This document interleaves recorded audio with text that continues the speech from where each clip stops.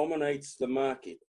And what happens is when they click on that hashtag that's dominated by our group, they are tagging onto a link that links you straight back to that person's free to join registration form. And we've linked it all together. So if you don't understand it, don't worry. We've done it. It's for our entire network. We're unselfish about keeping it for ourselves. Our main drive in this whole platform is to totally and support our people. And we're there to help all our people together. That's our whole ethos, is about helping people. And so these are just some of the things. And if you have a look on my page, and certainly Cyril Cassidy's, you will see it. At the conclusion of it, go in and have a look. You'll see the hashtag in it. Anybody that wants to type a hashtag in with those sort of things, our group totally dominates it at the moment. And so we are going to unselfishly share this amongst our entire network. And when you get a couple of 100, 500,000 of them doing it, you totally dominate. And these are all the strategies we're going to be implementing. We're not only using our own unique material, we've got our own design graphics that are going to become quite noticeable throughout the LCF HC fraternity. As soon as people see it, they know it's all a part of our group. It's what sets us apart. But when people tap onto that, that link takes you straight to your free to join entry form, where they get the opportunity to sign on it. And that's why we're doing so. We're implementing strategies. We've even got go and have a look at it. There's a video in there as well. And it's all hashtag. And what happens is when you tag your friends and family, it gets seen by all of them. And this is where we're going. We're not just going to become a business ordinary platform. We're going to become a platform that's going to educate, teach, and we're going to grow with this together. So I just wanted to share it. It's actually quite exciting. So I'm just going to do a few things here on my screen. So just bear with me. I'm just going to go somewhere with what I'm doing. So just bear with me.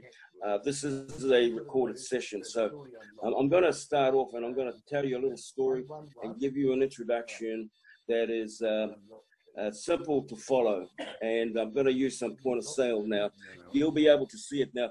Let me tell you, all these design graphics are unique to our team. We're blessed. My wife is the design graphic artist. This is all her work, but this isn't about ourselves. This is about our team.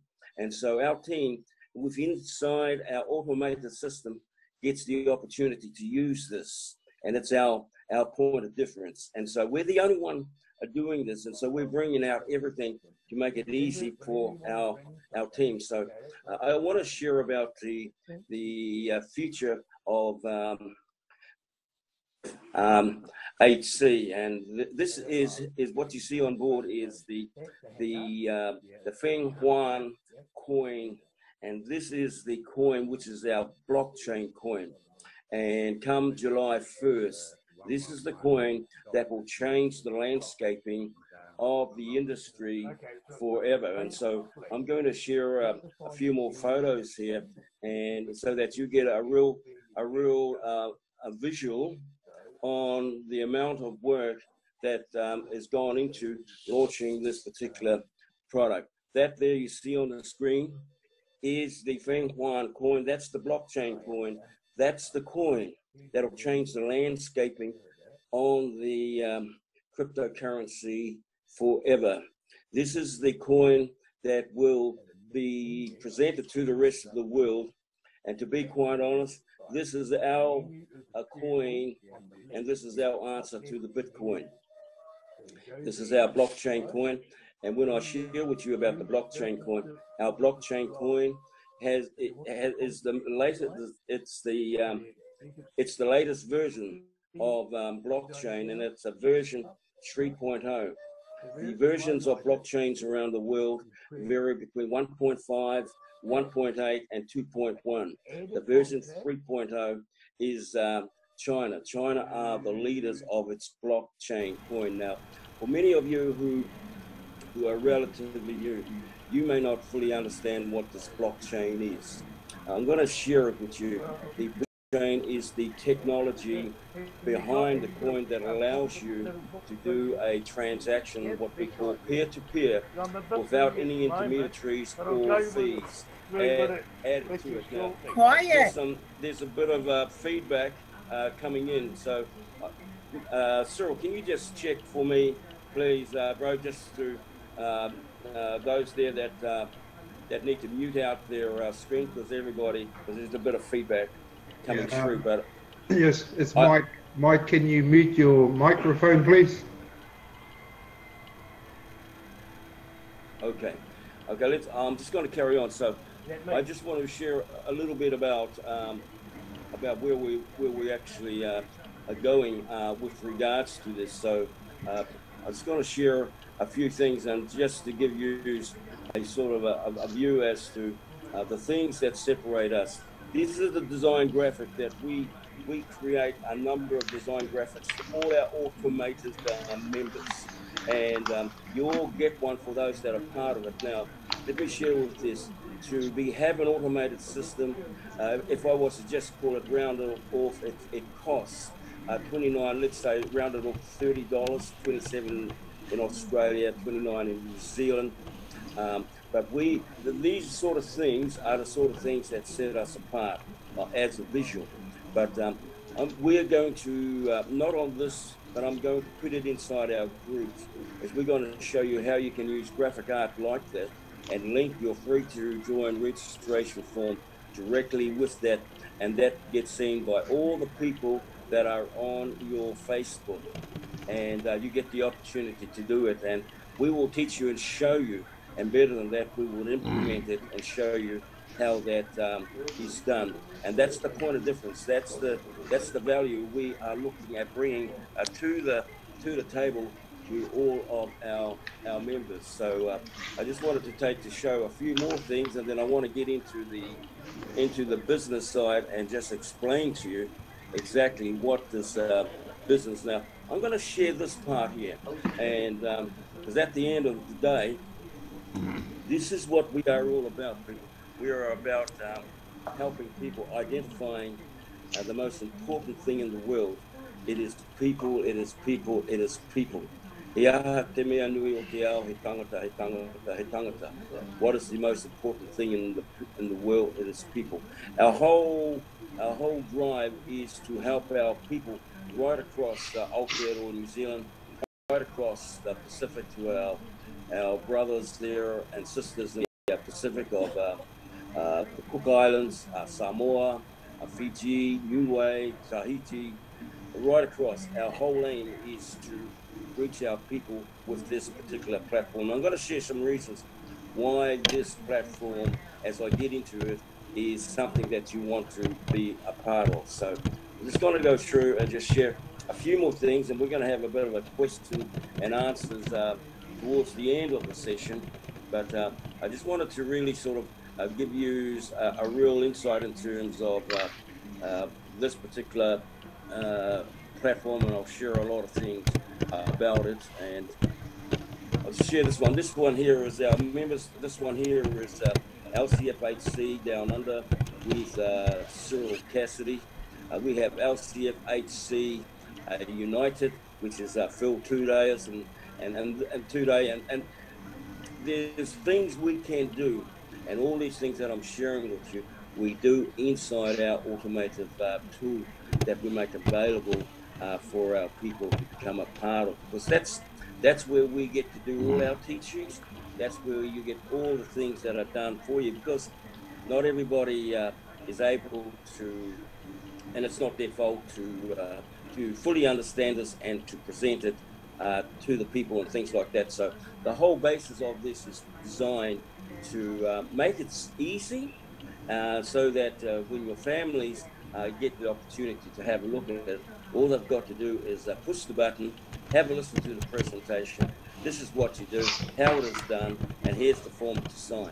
And so this is what we've been able to do. So there's a free to join entry form to join, and to get the automated system, you must fill out the form inside Stallion Works, which is our group where we do all this type of work.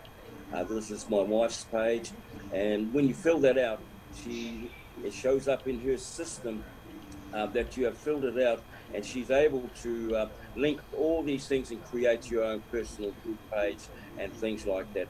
What you get when you actually become a part of our fully automated system, you get a design graphics, and these change as well. All the latest, so everything's fresh. You also get an automated Gmail. Now with Gmail,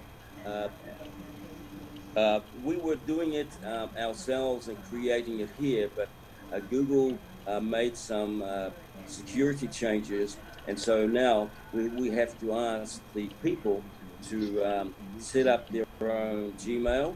And the reason for that is that Google, through their security, sends a code text back to your mobile.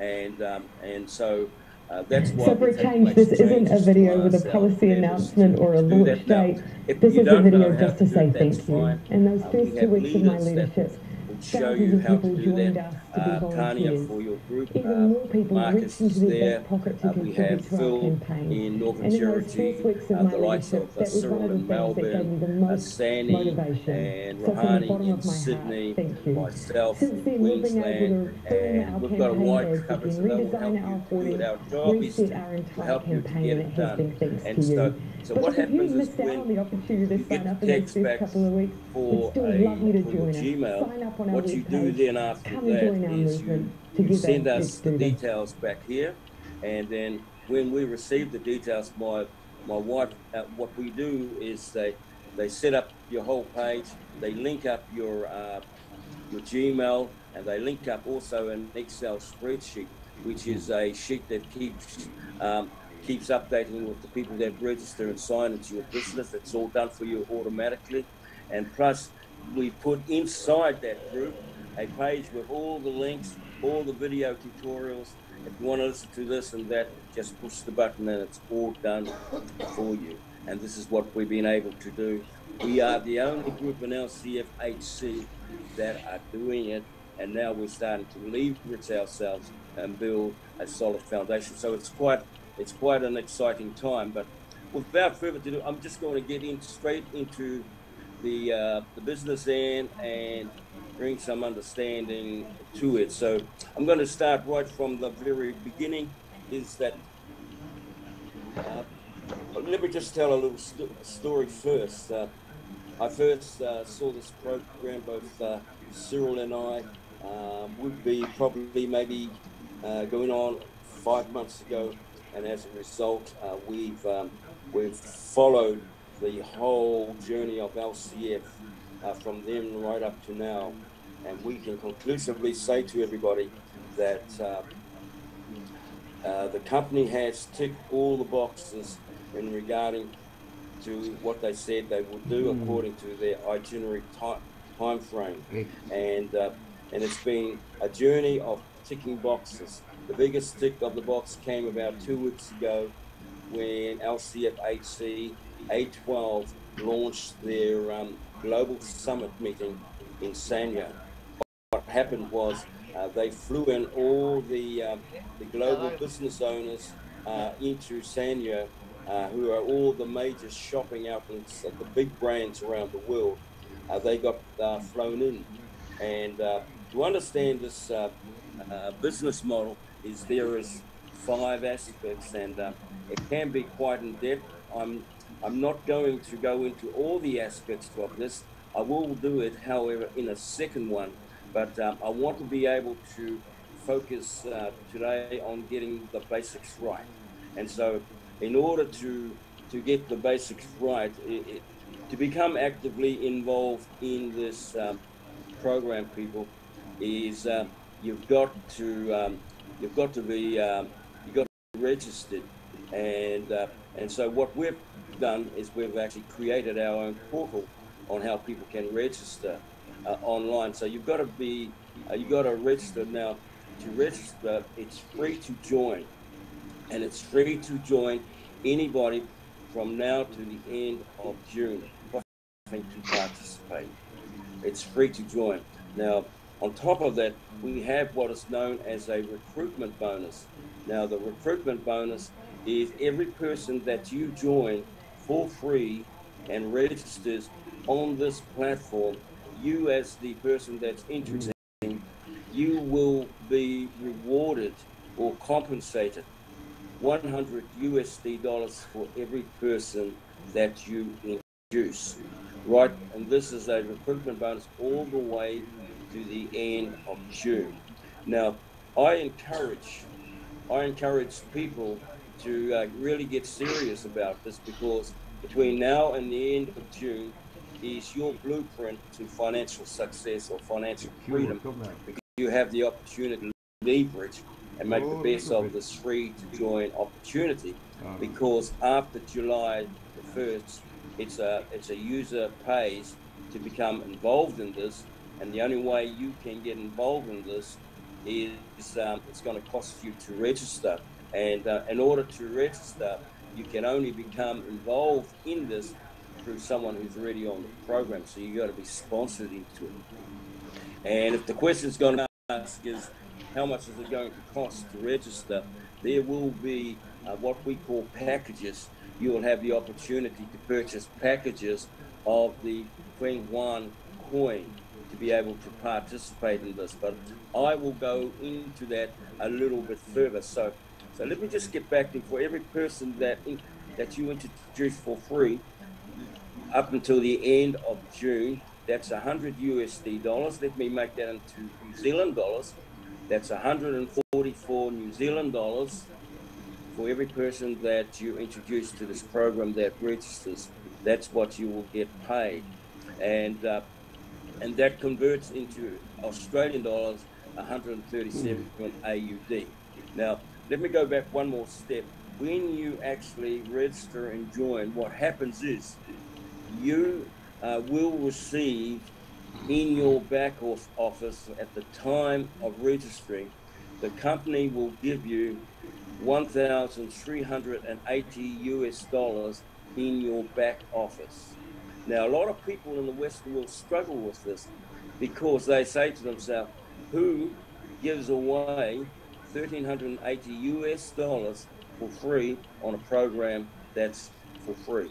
Now, the simple and short answer to that, Peter, is this, that the whole objective of the company in regards to this, it's about customers and database throughout the world.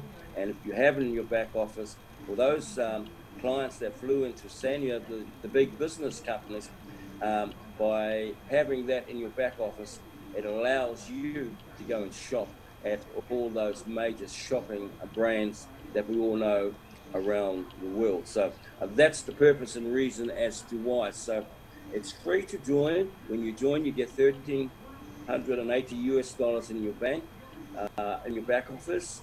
And for every person you introduce up until the end of June for free, you get paid $100, which is 144 New Zealand and 132 AUD if you're based in Australia.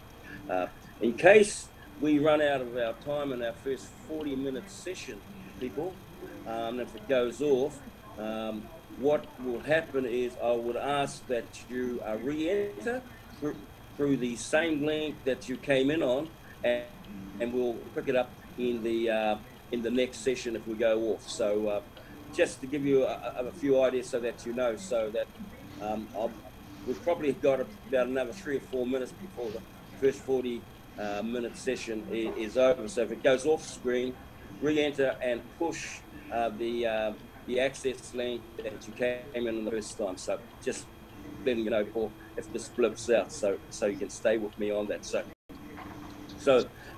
in keeping things quite simple, we have an opportunity to become a part of the business model.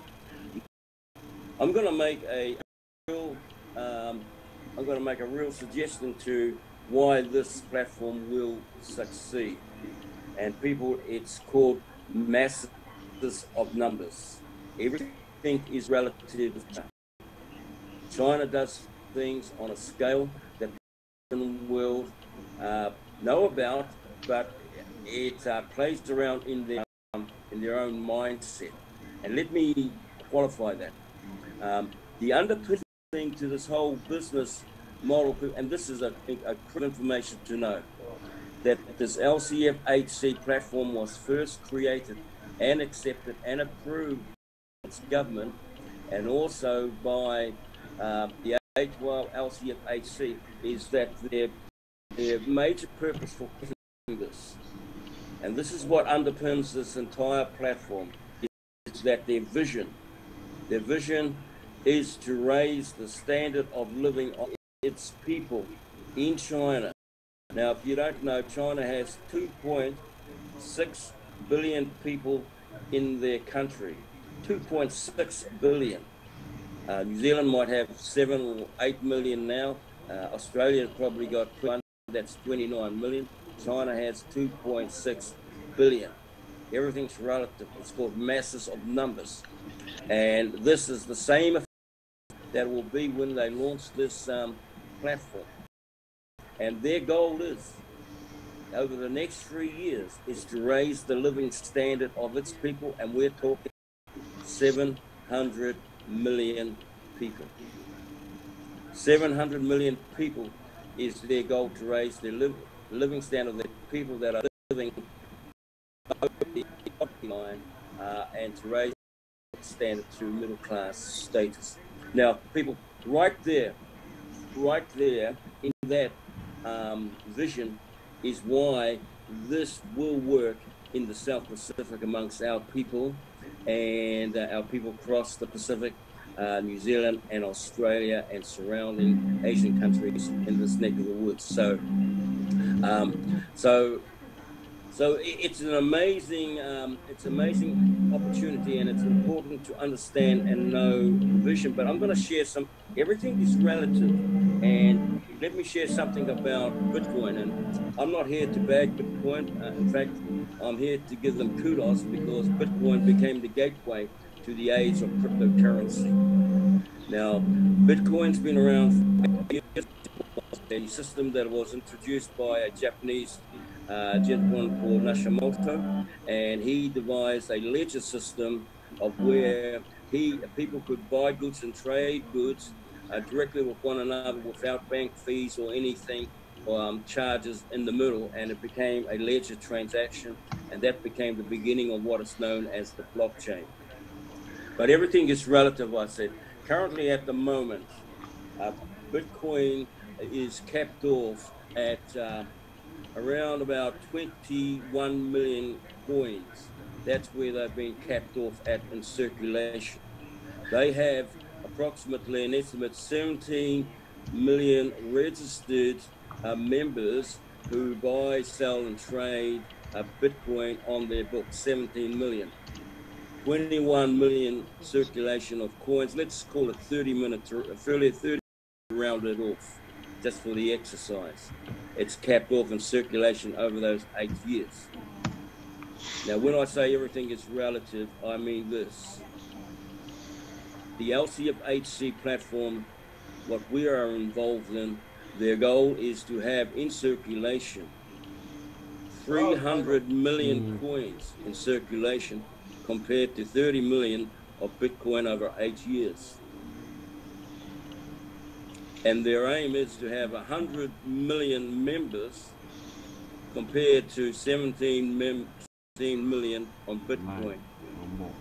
Relativity. It's all about of numbers. To become a part of this will change your life. Now, many of you may have seen earlier that the LCFHC made a declaration online. One point. We lost by 1 point.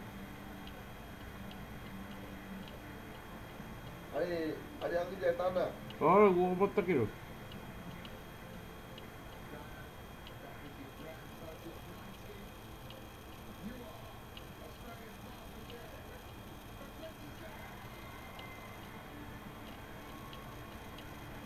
89.90. 1 point.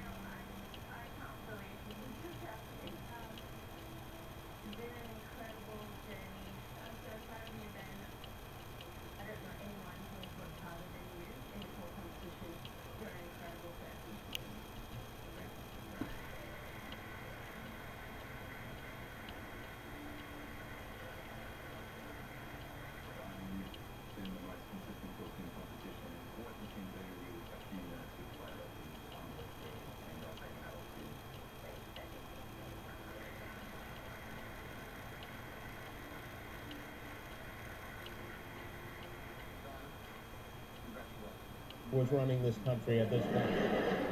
This press conference today, I don't know if you saw this. I know a lot of you are here on vacation. It started, it was supposed to be a press conference about infrastructure, and it ended with our president making an angry and passionate defense of white supremacists. It was like if your book club meeting turned into a cockfight. It really was remarkable. I don't know who decided it would be a good idea to send him out there to talk to reporters today, but whoever did obviously misread his state of mind and the mood in this country right now. The president, I feel like I can say this with reasonable certainty, the president is completely unhinged. The wheels are off the wagon and hurtling towards the moon right now. I have some clips to show you, and before I do, I want to say, clips are one thing, you know, they're edited down, you choose them for content, but if you get a chance, go online and watch the whole press conference from beginning to end. It's astonishing. The only thing I can compare it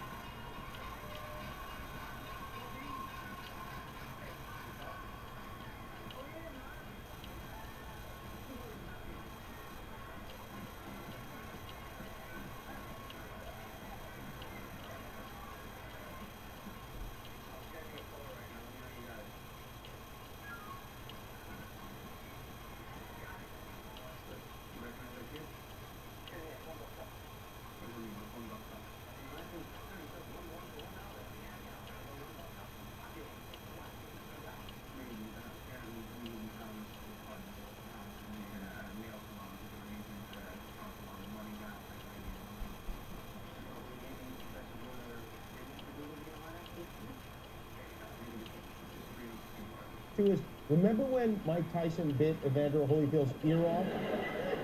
And then he bit his other ear off? This was the presidential equivalent of that.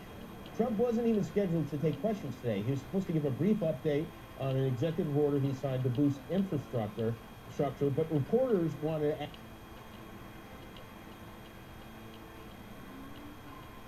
ask about his weak response to what happened in Charlottesville, and things went infrastructure nuts from there. Honestly, if the press were not fake, and if it was honest, the press would have said what I said was very nice. But unlike you, and unlike you and unlike the media, before I make a statement, I like to know the facts. That's right. very careful about that.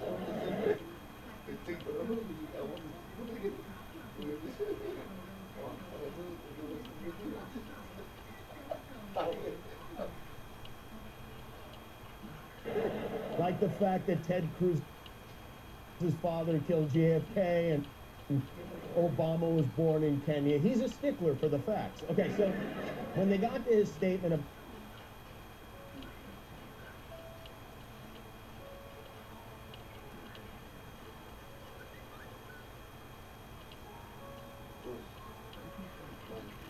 about putting the blame for the murder and the hate crimes in Charlottesville on many sides, not just the Nazis and Klan members. A statement he tried to soften yesterday by specifically denouncing those groups. Not only did he go back to his original statement, he doubled down and actually defended their actions. When you say the alt-right, define alt-right to me. You define it. Go ahead. Well, define it for me. Senator McCain defined them as the same group. Okay, what about the alt-left that came charging at you? Excuse me. What about the alt-left that came charging at the, as you say, the alt-right? Do they have any semblance of guilt?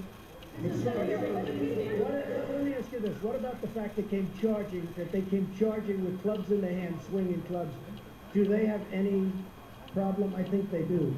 I think we do. I think we might need an alt president right now. I watched this very closely, much more closely than you people watched it. And you had you had a group on one side that was bad, and you had a group on the other side that was also very violent. And nobody wants to say that, but I'll say it right now. Don't say it right now. Don't ever. So he put blame on both sides, but he also had kind words for both sides. And you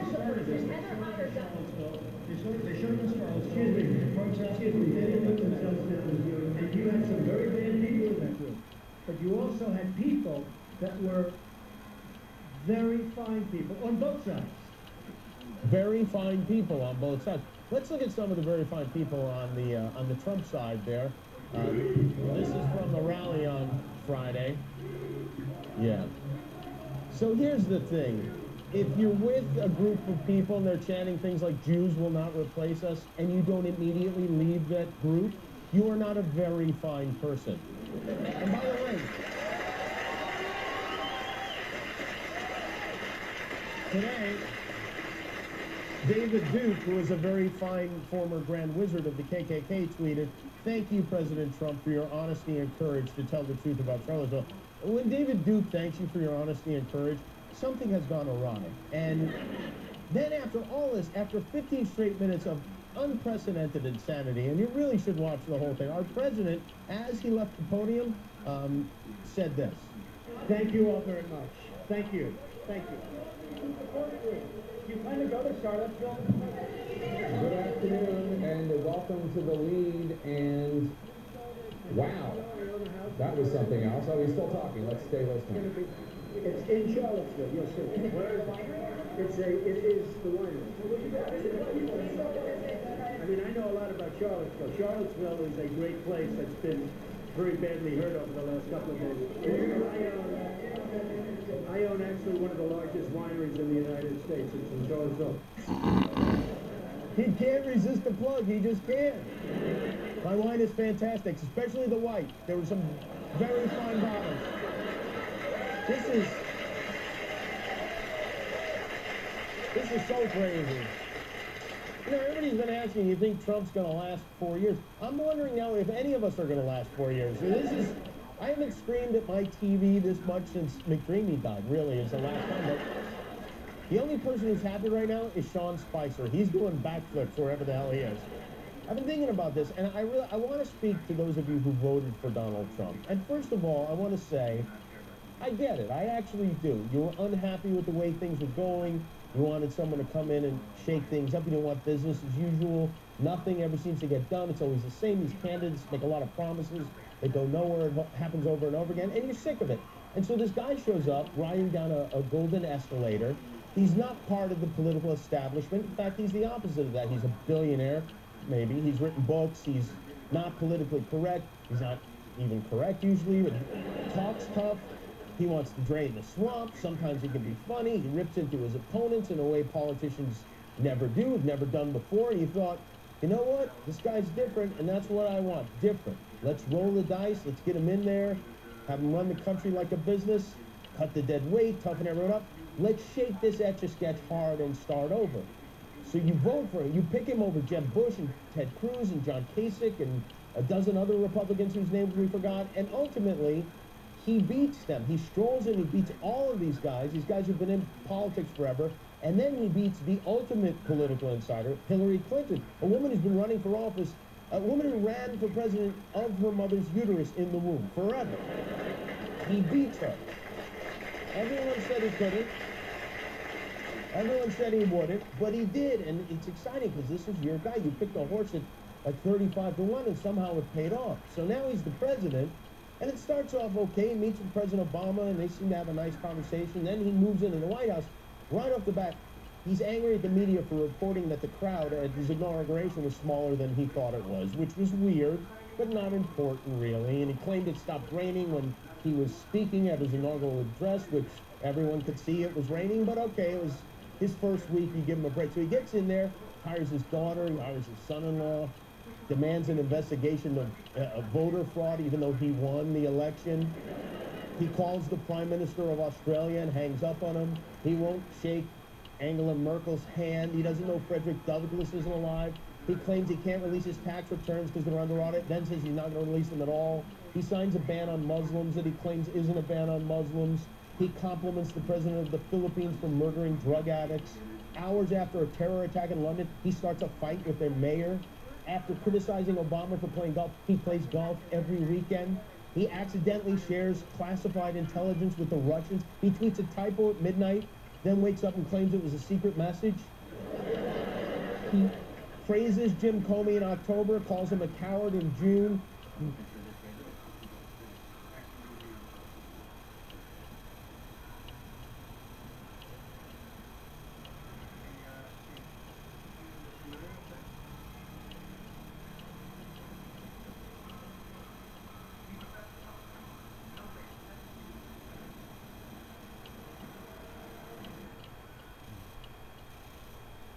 He fires him. He lashes out at his own attorney general for recusing himself from an investigation. He hires the mooch. He fires the mooch. He bans the transgendered in the military without telling anyone in the military he's doing it. He plays chicken with Kim Jong-un. And that's just some of the list. If I went through all of it, it would be longer than the menu at the Cheesecake Factory. It would be huge. So here he is. By every reasonable account, and I'm using his own words here, he is a total disaster. He screws up royally every day, sometimes 2 or 3 times a day. We can't keep up with it. Things come out of nowhere. Every day there's something nuts. But you've been trying to ignore it because you don't want to admit to these smug, annoying liberals that they were right. That's the last thing you want to do. But the truth is, deep down inside, you know you made a mistake. You know you picked the wrong guy. And it isn't getting better, it's getting worse. So you can do one of 2 things. You can dig in like Chris Christie at a hometown buffet, or you can treat this situation like you would if you put Star Wars wallpaper up in the kitchen. All right, I got caught up, I was excited, I made a mistake. And now it needs to go. Well, now he does need to go. So it's time for, especially you who voted for him, to tell him to go. Please think about it. It makes it, he doesn't even want to be president. He's miserable. But he won't resign because his ego is too big. He can't do it. So either we impeach him, which could happen, but it might not, or we do what he would do in this situation. We negotiate. We make a deal. And I know this is going to sound nuts, but I have an idea. So hear me out on this. I think this could solve all our problems. We're all going to have to be on board with this. Instead of president, we make Donald Trump king. Okay? We make him the first king of America. Think about it. England has a queen. She lives in a palace. Everyone makes a big deal when she shows up. She has no power at all. In the morning, they put a crown on her head. She stands there and waves. She goes back to bed. That's it. If the Queen were to walk out on her balcony and open her shirt, nothing over there would change. The Queen could be completely bonkers. It would make no difference at all. She'd still be Queen. It would still be fine. That's what we need to do with Donald Trump. We need to set him up in a castle, maybe in Florida, lead him to the top, and then lock the door to that castle forever. Everyone can call him Your Highness. Maybe we give him a scepter that he can hold. He can sit there watching Fox and Friends, maybe chip golf balls out of the window of his tower.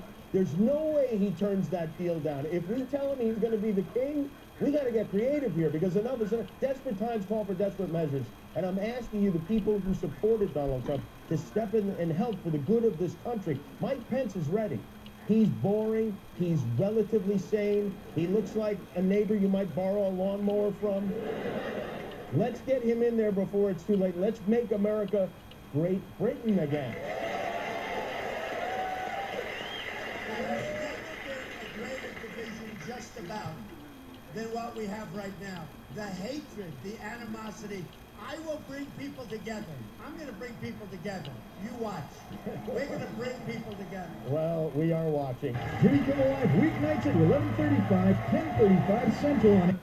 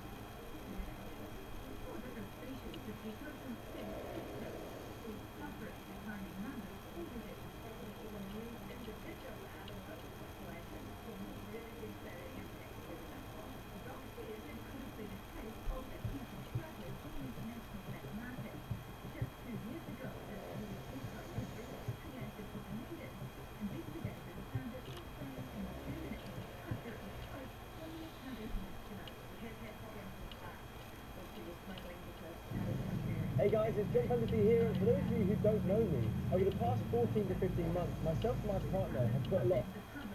Hey guys, today we're going to show you how to fillet a blackfin tuna. Blackfin tuna has been getting pretty big right now in Keys, February, and I went out with Captain Chris Walker, a good friend of mine. I've been fishing here on and off here for like 8 years now. He lives in Layton Keys. We went out there and whacked like 4 blackfin tuna. I believe they're not very long, but they're very broad-shouldered fish. Of course, they're great for sashimi as well. I often wonder why I never see it on the menu and it has no commercial value. Well, the reason is the blackfin tuna doesn't have a lot of fat. When it doesn't have a lot of fat, they don't store very well. They don't freeze very well. So therefore, there's really no limit on blackfin tunas. We went out on the Marathon Hunt, used some live bait, free line, got a bunch of blackfin tunas, and here it is. Chris Walters showing us how to fillet and prepare blackfin tuna sashimi, as fresh as it can be.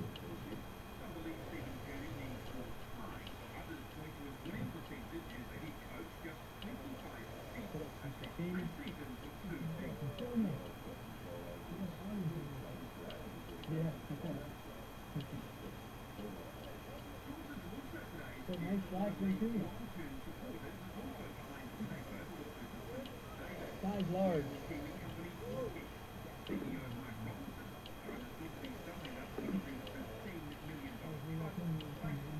So we're going to tune this blackfin tuna out the way we like to do it for sashimi and also for steak. For the shoulder, we like to cut in the steak. Little fine tuning here.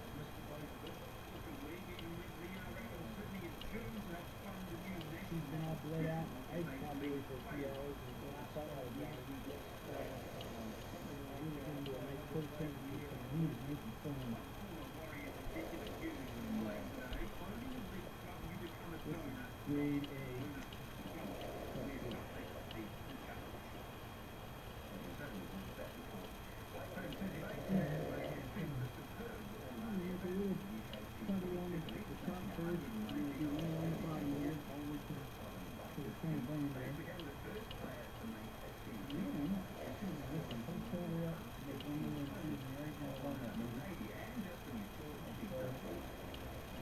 Slide right through now.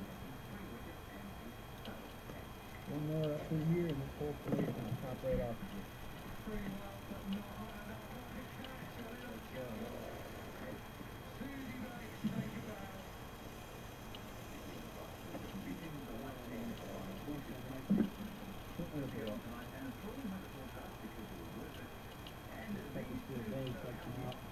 There's some really good meat in here. Wow, I like it.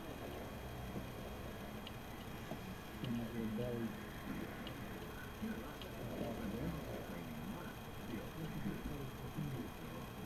I like closest to the bone, and I like to put a belly piece right here. But right to the back one, I like these little shavings off of that, like so. So this top line, and here we're going to go right down along the bloodline here, the lateral line. And just go lightly to the skin, so don't cut all the way through the skin.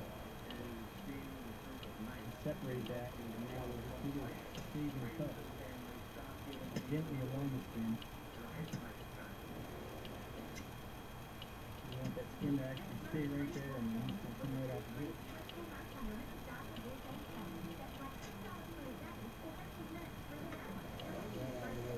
Right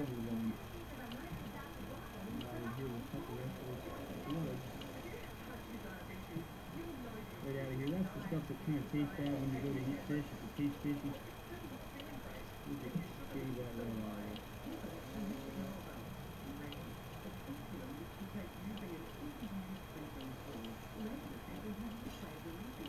Gotta get all of it.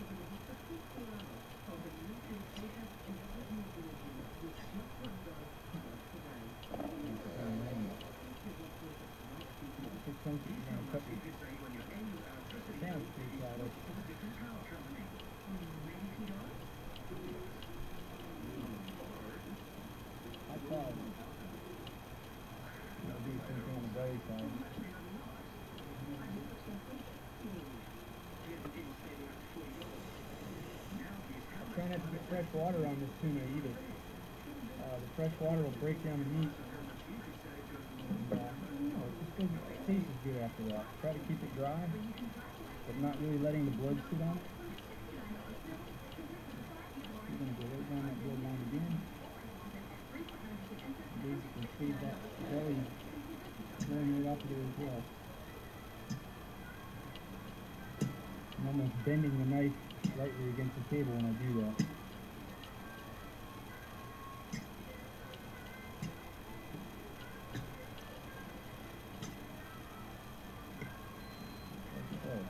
That's what you end up with. That's the trash out of it.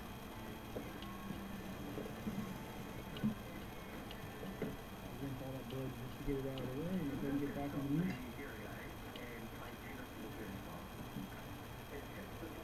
Just make sure all the blood lines out there.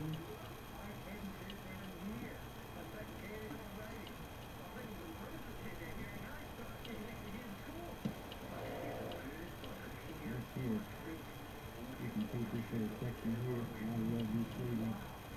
That's the good stuff.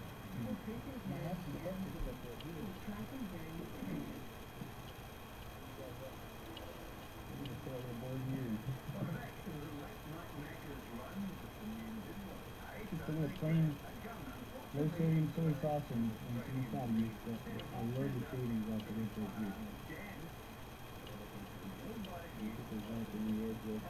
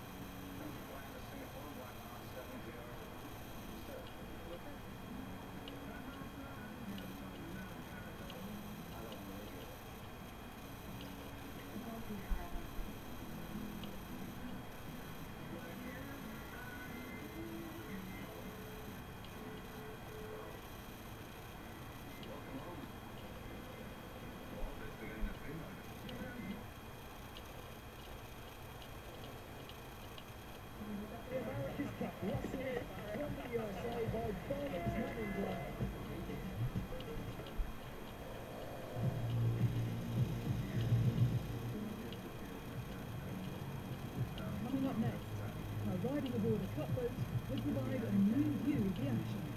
You can hear there's just a lot of tension in Tom Slingsby's voice there.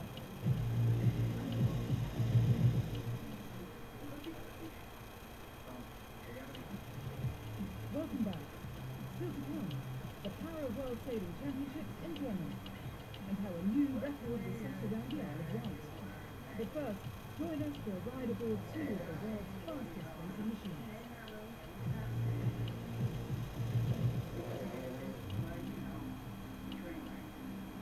High-speed flying cats on the water, and a new view of the racecourse from the air.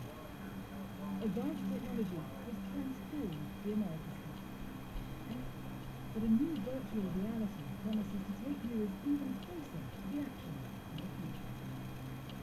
Using footage taken from a new custom-built camera, America's Cup commentator Stephen Morrison was able to ride aboard each boat of the heat of battle to discover some of its new secrets. So race 3, the closest race we've seen so far. We're going to come on board Emirates Team New Zealand at the start line here. There you go. There's a bit of an insight into the speed. Listen to the guys. I think we've been told to keep the boat flat before. Ooh. Oh, that's pretty close. A little left back from the Kiwis. You can see how much they're just moving the wings, smooth movements, but look how flat the boat looks. And the real sensation of the speed with the Oracle guys to win the day. Moving on a little bit here, but every time you move the wing, you can feel the boat jump a little bit. So the less we can do that, the smoother the boat's going to be. Looking at the sail there, we can see, oh, well going, yeah. Okay, go, because we're setting up for a jive here. John straight in on the comms there, calling for a push the boundary. Wing very trim, twist pretty stable. Here we go for a jive. Boat stays pretty smooth. Big wings there, so they've turned pretty hard through that jive. Obviously concerned about Urkel here. But boat pretty smoothly down. Guys going hard on the paddles, having just done the manoeuvre. Okay, we're coming out on Urkel. But pretty good across Urkel. Boat's instantly pretty smooth. Quiet boat, really is quite quiet. So we'll get up to Emirates Team New Zealand. Smooth and stable ride down. Let's come back on board Oracle and feel what it was like on board that day. A lot of rise from the wind. Wings quite different position even up to windward here. Even that twist up the sail bit further. Oh, here we go. Not the heel in the boat through the manoeuvre there. Just trying to make it a bit easier. Oh, big wings up. Yeah, you can feel the tension in the guys there. Again, the wind's moving a lot, they twist up the sails, staying pretty smooth here. They've clearly got the Kiwis coming across their line. A bit more chapter on board, with Tom Slings being that specific tactician role, trying to give them the input. But you can just see the twist up again, trying to pull for the straight at the bottom, but the Kiwis just driving down across, and you can see the boat's just that bit more wobbly, the heel that we're seeing on it. There's a lot, so you can hear there's just a lot of tension in Tom Slingsby's voice there. Shaking the wind, changing here, getting ready for change of mode to what wind after the jive.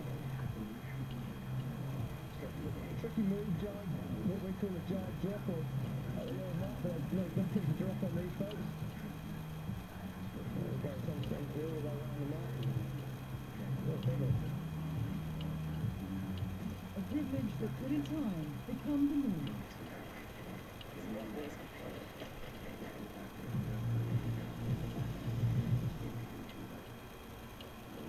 A World Championship has plenty at stake. But for the 2017 Para World Sailing Championships, the event marked an important step in the efforts to reinstate sailing back into the Paralympics. And the support was clear, as more than 80 sailors from 39 nations descended on Kiel in Germany for the 5-day event. Racing in 3 classes, competitors in the 2.4 Norlin and the men's and women's divisions of the Hansa 303 had a wide variety of conditions to contend with. From the outset, there were 4 sailors in the 2.4 Norlin OD that stood out.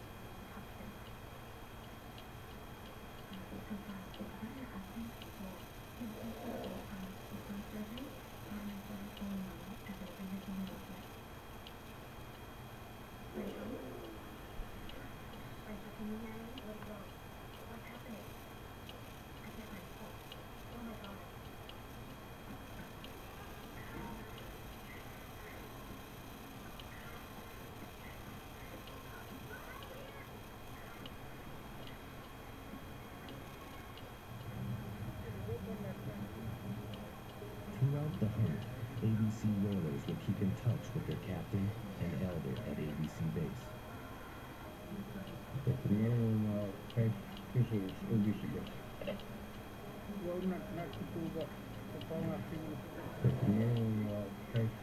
Arnold Brower is one of Barrow's greatest living whale hunters.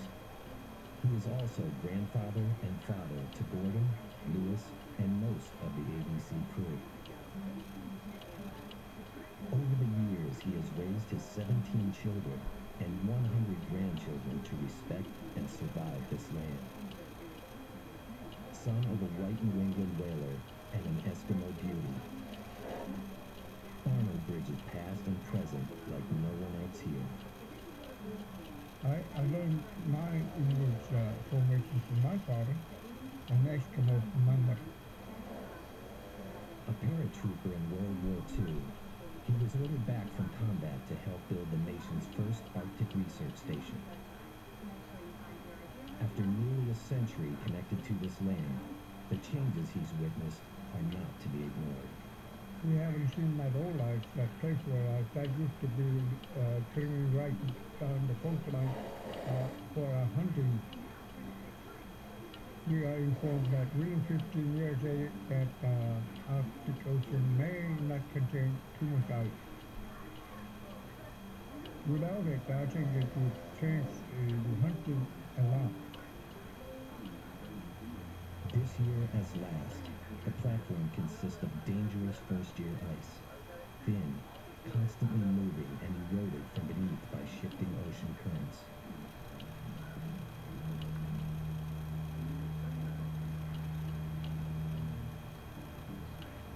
Finally, 40 hours after making camp and far out in the lead, another bowhead appears on the surface.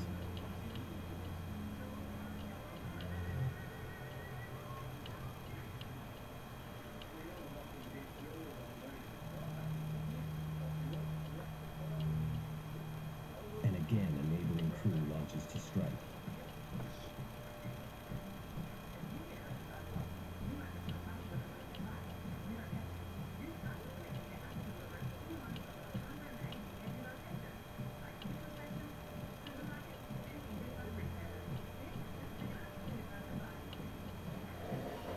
The bowhead begins slapping its massive fluke against the water.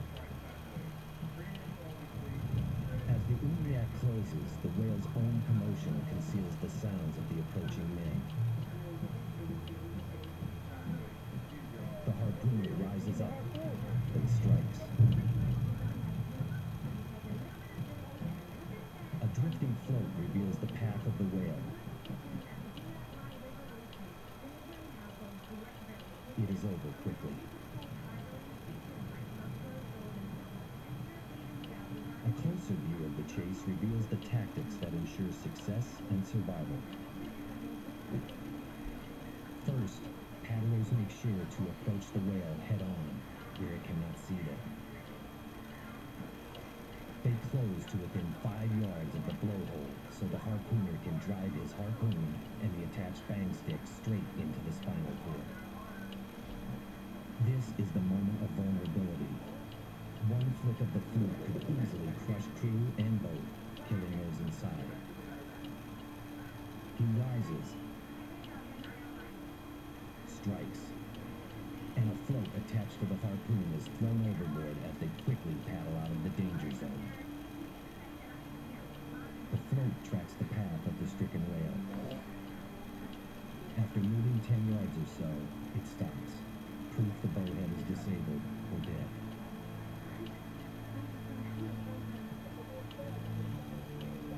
Aluminum boats from neighboring camps soon encircle the stricken beast before pulling it to shore. As is custom, the hunters gather around the bowhead to thank God for the gift of the whale.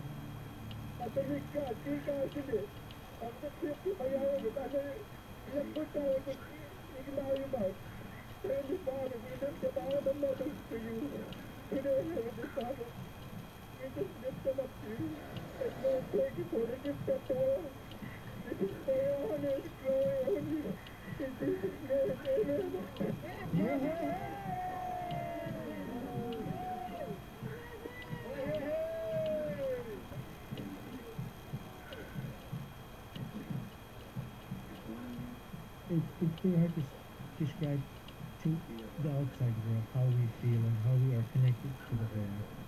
It's something that I don't think nobody can explain or express how they feel or how they understand the whale. There's nobody else except for Eskimo himself. It feeds us, it fills our heart, it fills our soul with so much joy.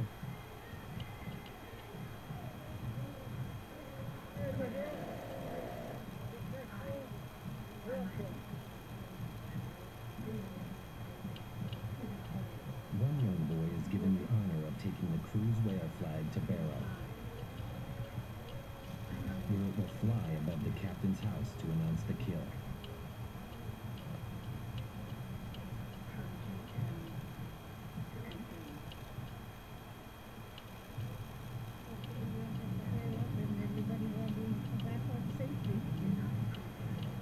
Block and tackle, first introduced by Yankee whalers, are anchored into the ice and will be used to haul up the whale. There he goes, slowly, slowly. Okay, just grab something. Try walking this one, Justin. Care must be taken. Recently, 2 Eskimo women were killed when blocks tore loose and ripped through the group like projectiles. I gotta keep my block and tackle in straight line so we don't get any mix-up. And have to swell up and start picturing here shortly. Then we'll get it done in 1.5 hours. I want it done before the sun's down. Done before lunch. When you're successful in catching them, it brings pride and joy to obviously the whole crew, but it also brings out the best in everybody when you decide that you're going to serve that to the community. Hey! Happiness. This is the most beautiful day on the top of the world. The first film traditionally is divided among all the whaling groups that will be whaling this season.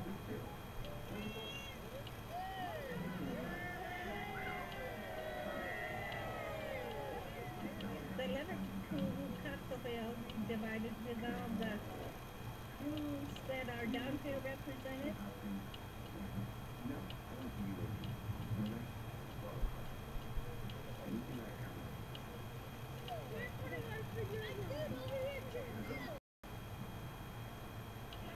Once the crew and those who help with the harvest get their shares, the remaining meat will be given to the elderly and sick back in Barrow.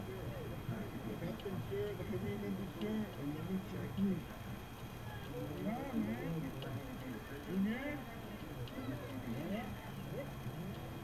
I can't imagine Barrow without bowheads. I mean, it was the cornerstone of the community. You'll see it is the cultural glue of this community, and if it wasn't happening, it would be very, very bad. Cheryl Rosa is a research biologist with the Department of Wildlife Management. Her team documents each whale caught in the hunt, making bowheads some of the most intensely studied baleen whales on Earth.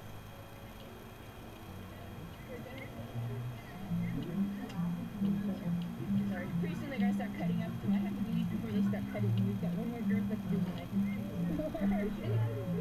Generally, people are very cooperative as far as helping us with samples. We're going to ask them to cut that piece out so we can look at it more closely. We do a lot of histology. We look at the tissues microscopically to see if everything looks normal. And we have a baseline bank of tissues from almost 100 animals. So we know pretty much what normal looks like.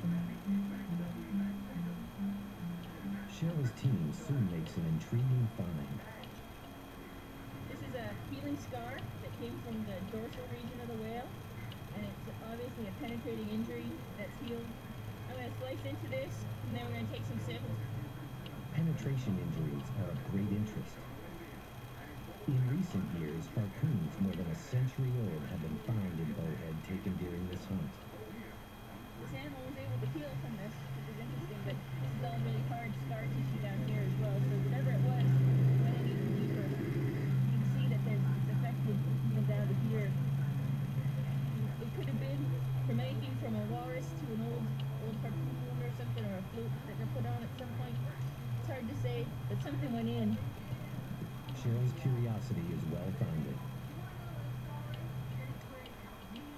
was long supposed that bowheads lived very long lives. How long? No one was sure. Then, in 1992, a whale caught by a barrel whaling crew revealed deep in its blubber an amazing artifact. When Benny and Mauer found this tool in a intact slate blade, this was irrefutable evidence. This jade harpoon was used by an Inupiaq hunter some 150 years ago to try and kill the barrel whale. It depicts an intricate pre-contact flinting technique that went out of use with indigenous hunters in the mid-1800s. Again, I'm not an archaeologist, but I know enough, I've looked at enough of these to know that whoever made this tool was an expert.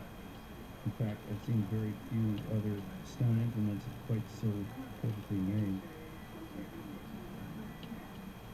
Ultimately, aged harpoons, combined with amino acid testing, provided hard scientific proof that bowheads lived past 150 years.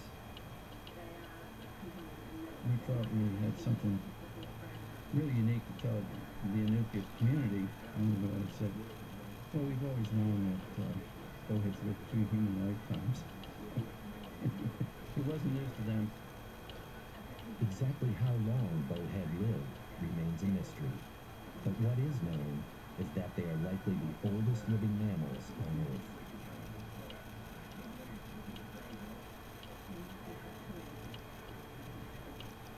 Soon, more than 100 villagers have made their way out onto the sea ice to help with the harvest. The crew's sleeping tent has been turned into a cookhouse where fresh whale blubber is being prepared. My name is Kopu. I live in Dar, Alaska, top of the world, land of the whale. And she's making unali. I'm making fresh, hot unali. We have to boil it until it gets tender. You like that? Congratulations. There's a culture that has been eating these whales for time immemorial. Thank you.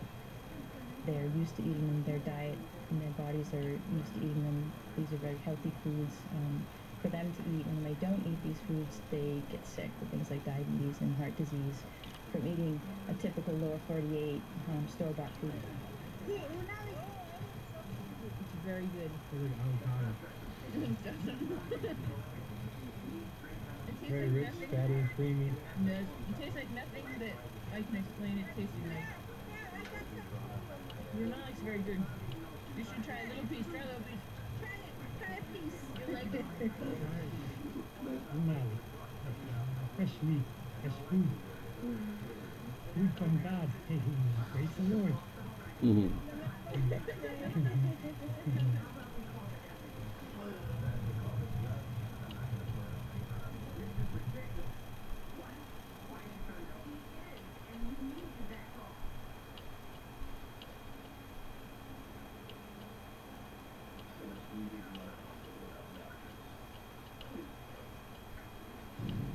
Hey guys, it's John Pemberton here, and for those of you who don't know me, over the past 14 to 15 months, myself and my partner have put a lot of time, money and effort into cracking the code on Facebook advertising. We've done that. In that time, we've spent about $400,000 on the Facebook platform and returned $1.5 million in revenue. And I want to teach you some of this stuff.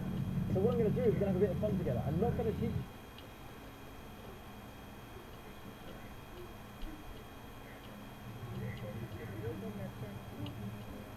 Throughout the hunt, ABC whalers will keep in touch with their captain and elder at ABC base.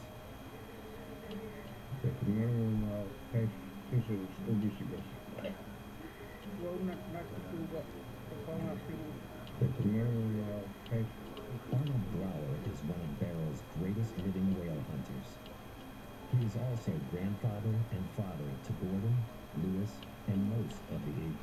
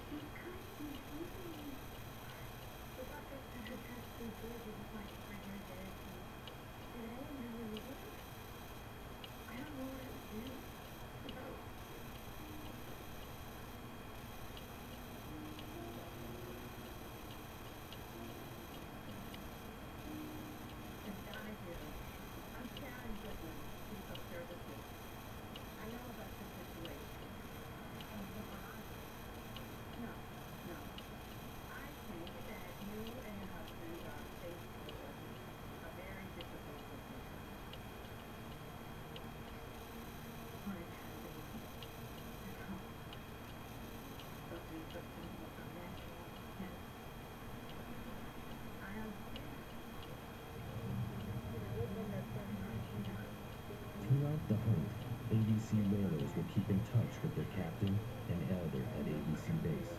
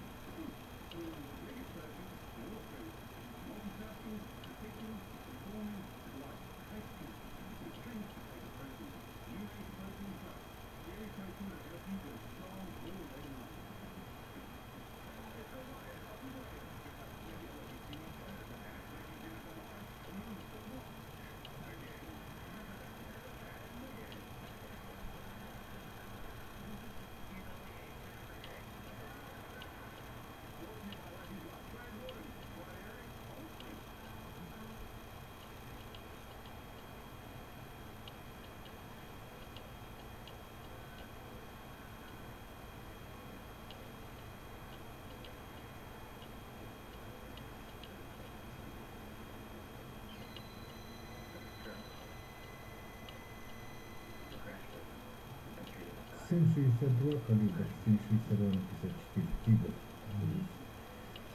Винтовка такая. Ты уже здесь возил молодым? Да? А прячься, ага.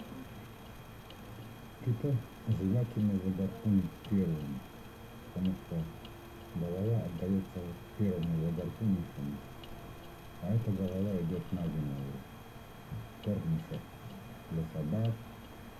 Ну, мне объяснила, по величине кита смотрим, какой он большой, маленький. Ну, в среднем где-то около 10 гарпунов в буяне. Патронов где-то около 50.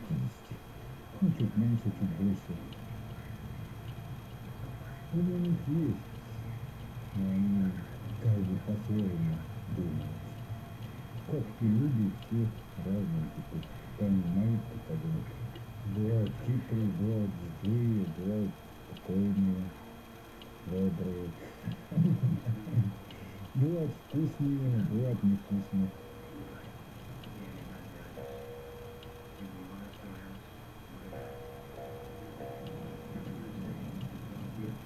Мы охотимся ни одного края, как минимум пара, вот, чтобы можно было на помощь пути, позвать на помощь.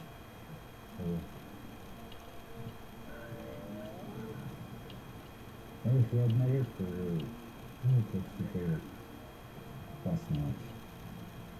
Особенно на кита.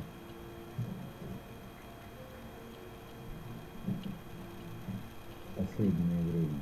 Это погода непредсказуема. То такой полный стиль, и через 5 минут в другую страну ветер поворачивает часто. Это надо увидеть кита. Определить не так не все. То бывает киты, ну, таким неприятным запахом. Йодом и чем-то. И кожа пахнет, и все так там. И все такой стойкий запах. Старики рассказывали, и раньше такие попадались. Может, они что-то кушают, не там.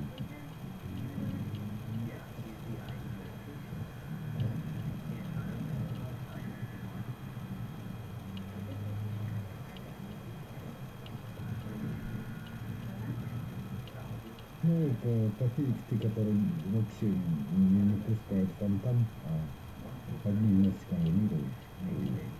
Трудно это видеть, особенно в реке. Как подъезжаешь, они начинают сразу, ну, бить хвостом, лодку стараются давить. Бывало, что и переворачивают лодки, продолжали охотиться. Ну, желательно его поймать этого кита, чтобы с кем-нибудь другим не случилось это. Он тоже понимает, что если один раз так сделать, можно второй раз так делать.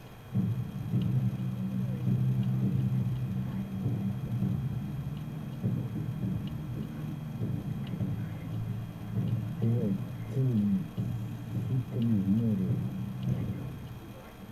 Много работы, мало спин. Суставы болят, спина болит, вытаскивает, разгружать, загружать, все там. Суеты много.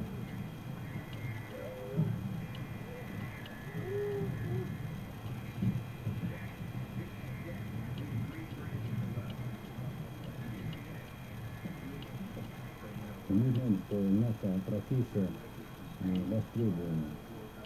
Это глупо, если вдруг, это, наверное, я думаю, когда-нибудь будет поставить запрет на добычу китов, что могут поставить народ на вымирание.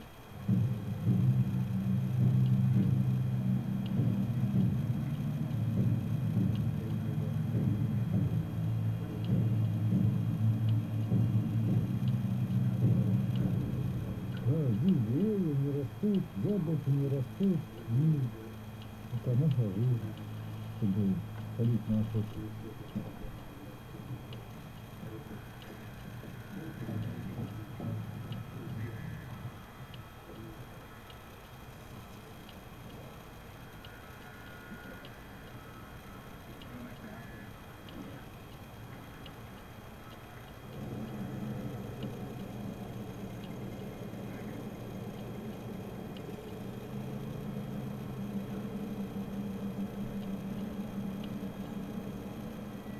Забываем и так цепляем его, притаскиваем на берег. Вот кто-то приходит и берет, что-то ему надо. Бесплатно. Продавать нельзя. Но население все-таки распытано. Он самый большой национальный поселок на Чукотке. И со временем не хватит этой квоты. 52 так на уровне.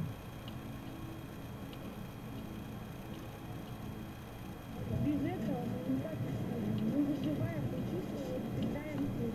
Вот даже если не поешь, питалась собственной пищей, не поешь хотя бы раз в день, весь день мы постоянно кушать как будто охотник.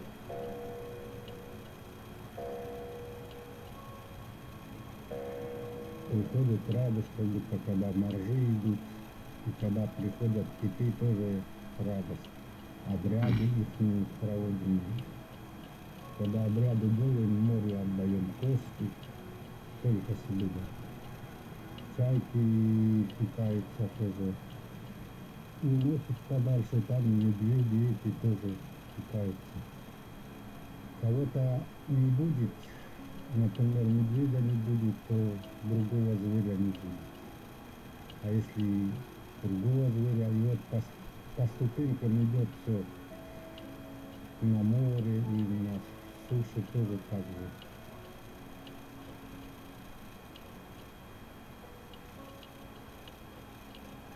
Так, у меня мясо китовое, вот фасы, вот десятку кусков добыл недавно. Ну и тут то же самое, мясо китовое. Вот сейчас теплое лето, 15 градусов. А зимнее время, ну самое, мороз считается, вот когда 20, 25 градусов, там 22, уже 19, 17. Вообще уже холодно. Потому что у нас, во-первых, морской климат, и еще с ветром добавляется. Вот так к этой температуре градусов 20 можно спокойно заметить. Поэтому нам необходимо жир, он дает нам силу. Это наша родина, наша жизнь. Хотя она и такая суровая, как бы, и пурги, крыша переворачивает, и шторма бывает сильная. Никогда не будет сказать. Куда-то там уехать, где-то там на Канарах, да, или у Черного моря. Ну, Да, можно фильм посмотреть. Да. Ну, я не хочу. Думаю.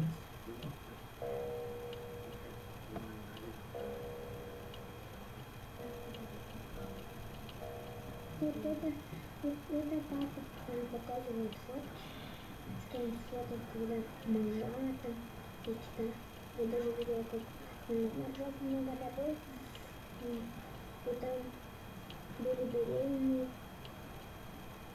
И я видела моржат на них. Не было. Это больше пароходов. И не один, а раз, два, три. Реально. Мы же одни не охотимся.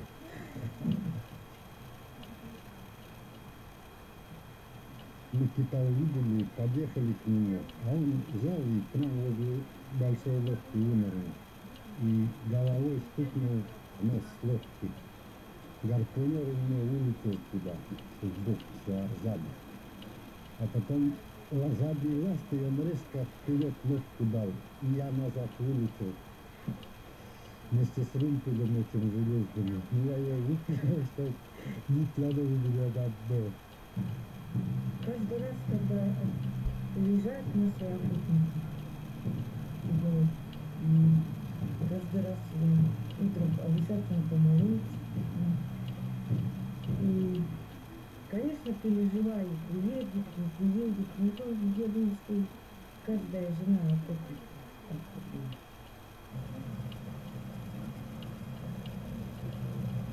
Надо слушать, лодка, и вода, и мотор сломается, и еще лодка отсюда вышла. Смотри и наблюдай ее в дорогу. Он что-то отвлеклись на море, дальше на нас выехали к нам. Смотрим, где-то лодка пропала. Ладно, там, собрались, поехали. А там только один человек был. На носу оказался. Остальные все это нет.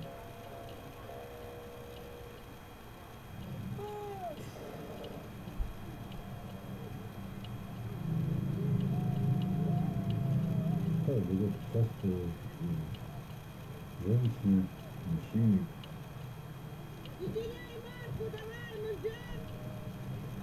Знаем свои лодки хорошо, команду уже много лет перебытали. Ну там бывает 2-3 новичка. Так в основном умеющие люди.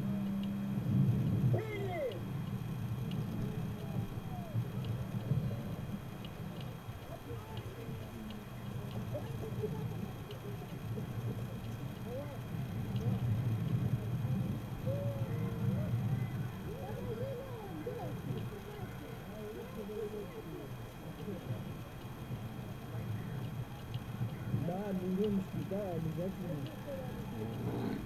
Взрослые, там уже потемнее мясо и чуть пожестче. И обычно взрослое мясо слегка не доварит. У маленьких китов мясо белое, похоже на свинину. Морская картошка называется умпа. Зимой она, правда, вкуснее, в ней больше соли содержит зимой.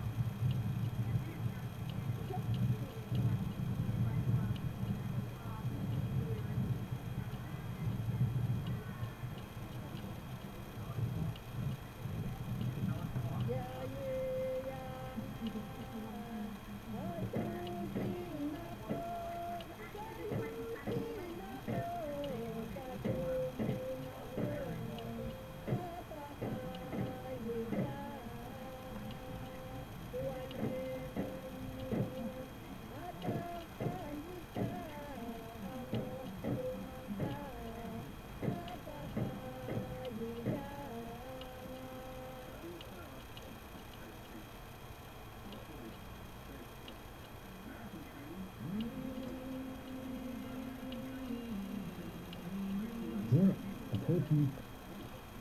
И для нас это вопрос жизни и смерти.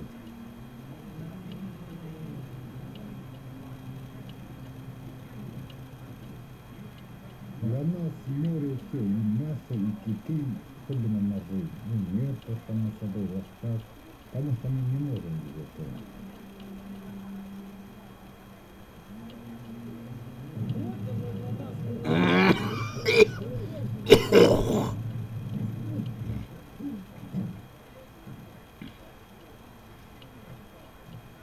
Ну, мы его примерно знаем.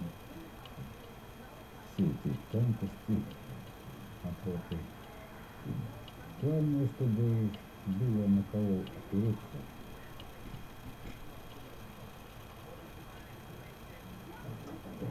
Попробуй нас обратиться.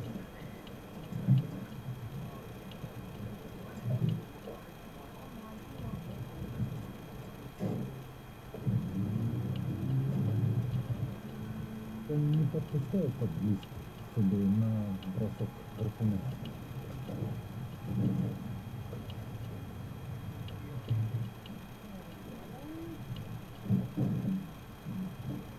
И вот из-за этого мы сперва стреляем, потом гарпун. Ну и сегодня добыл лохпака, КНС, ну такой, почти средний. Вкусное такое мягкое мясо, ну, удобно, зубы болеть не будут. Гена уже опытный охотник, все, ну, почти все знает, как, куда ехать, где больше добычи будет. Работа, интерес, азарт, жарко, адреналин хорошо получается. Ну, минут 15-20 поразил хвостака. Варим, сушим, из шкуры хвостака делаем ремни.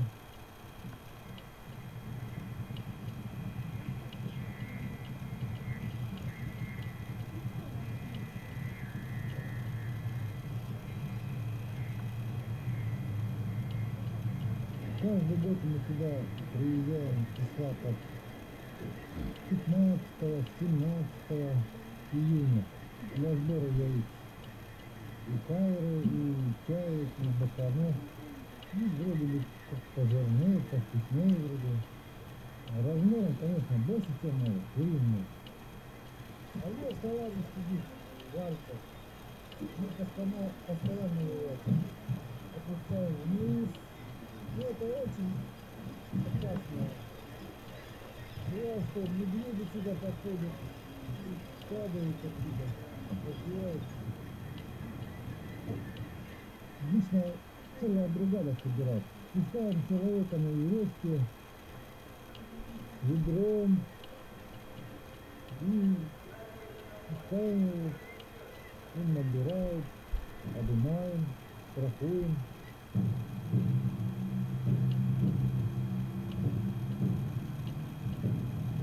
Когда ножей далеко залезть, ну, парить надо, сверху смотрят, а около берега не должно быть никаких шумов. Камень об камень стукнут или железо об железо, то нельзя этого делать, потому что они хорошо под водой слышат. Могут раз сразу и в сторону моря повернуться. Потом тогда же ты ищи других ножей, этих уже потеряешь.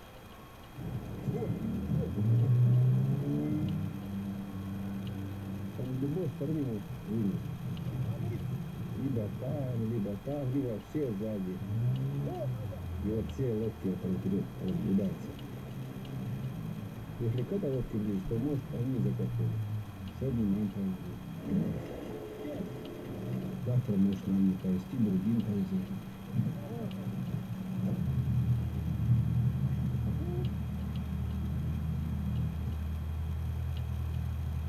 Само собой риск основной, ну как-то сильно говорит. Не смотрим на это.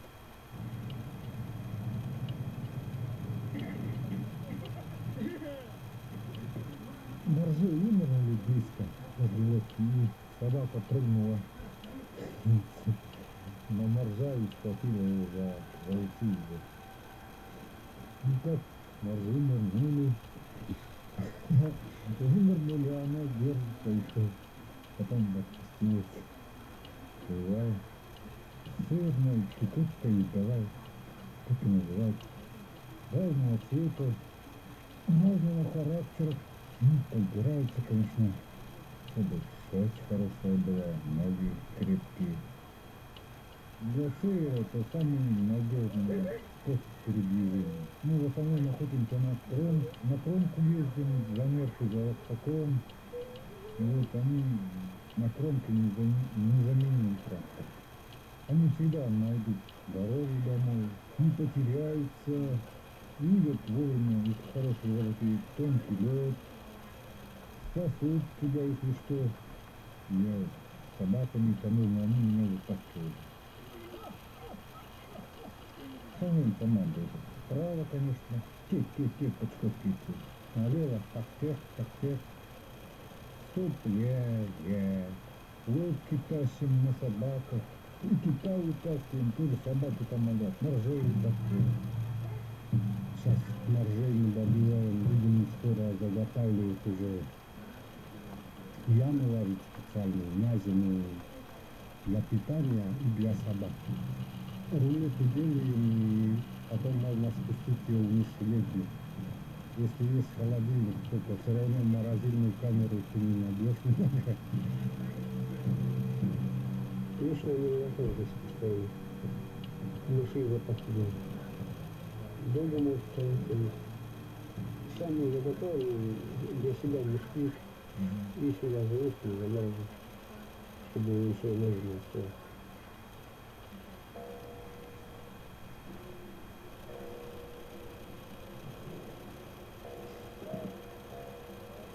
Чучело красавец. Ну, чучело, пока чучело. Ну, когда-то, тоже как-то с пасторской было связано. Ходили, резали, рисовал. Серьезно, иногда надо выезжать куда-нибудь самим на охоту, чтобы, то есть, вот, увидеть все, как там все происходит, живот тяжело увидеть, тяжело. Самое интересное, когда начинаешь работать, то есть код взял и начинаешь в уме рисовать. То есть в уме уже ее прорезаешь эту косточку, даже карандашом не рисуешь, ты сразу начинаешь резать. То есть надо взять кость и увидеть ее изнутри. На морковки привозят в мясо. Мы сначала отвариваем, чтобы все это выварилось оттуда. Возьмем эту кость, вот она полностью, почти практически полностью костяная, то вот здесь вот немного кость. Просто природа такая. Нам приезжают на это как иностранцы, гости какие-то. Говоришь, вот она, это пенис с ножа. Да, давайте я вас фотографирую. Знаете, держите. Не, не буду, потом дома не поймут.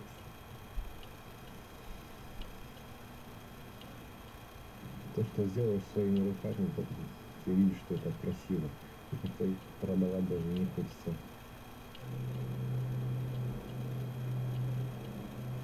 Жена у меня тоже недавно работать начала. И очень хорошо у меня рисунки получаются. То есть она гравирует на куртке.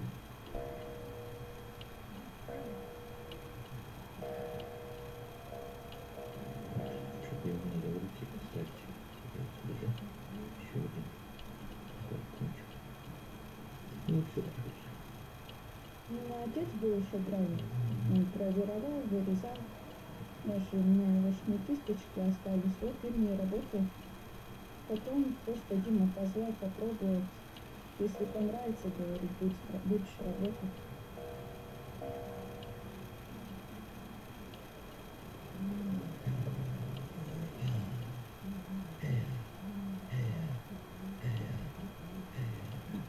Дыхательное пение, оно идет как импровизация. А эта песня, посвященная охотникам, нашим мужчинам, которые находятся далеко от дома, они пошли на охоту.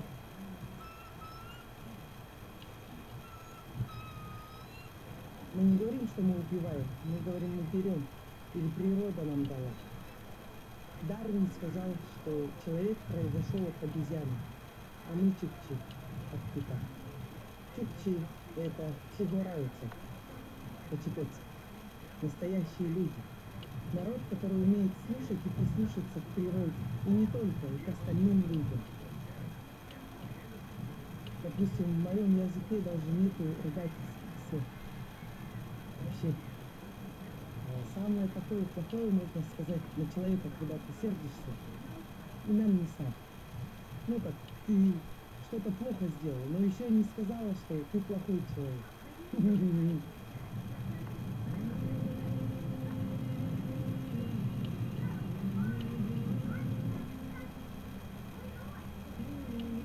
Мы себя героями не считаем охотники. Ну, это у нас обычное дело. Пока мы живые, мы будем охотиться.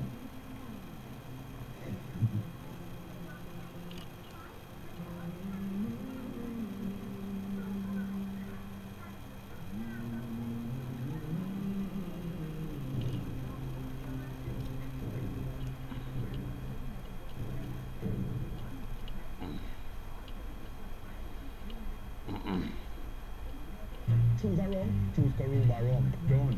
Right, right.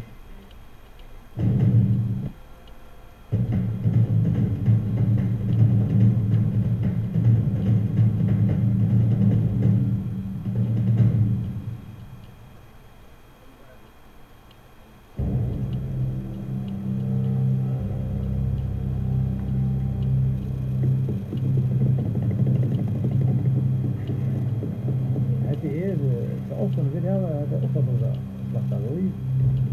Harvelampi här har det varit något att sätta ut. Här är den blåa där watchen här.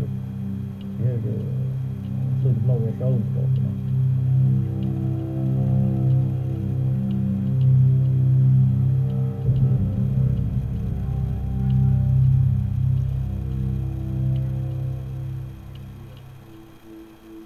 These are the Faroe Islands.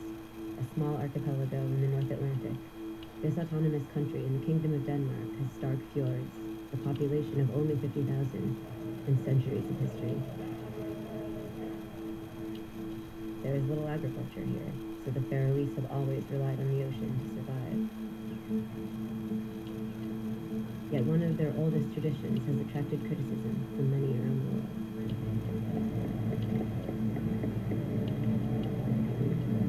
The Faroese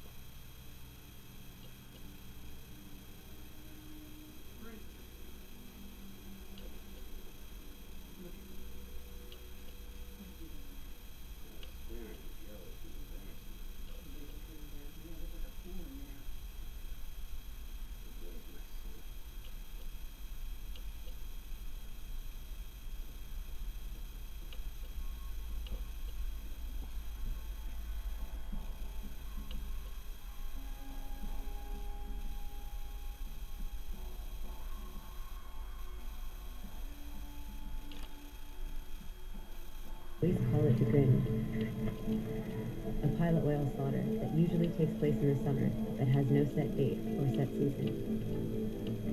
The word Grin can refer to the act of the hunt, the whale meat, or the whales themselves. The tradition has endured for nearly 1,000 years, but in recent times has been challenged by animal rights activists who claim the practice is inhumane.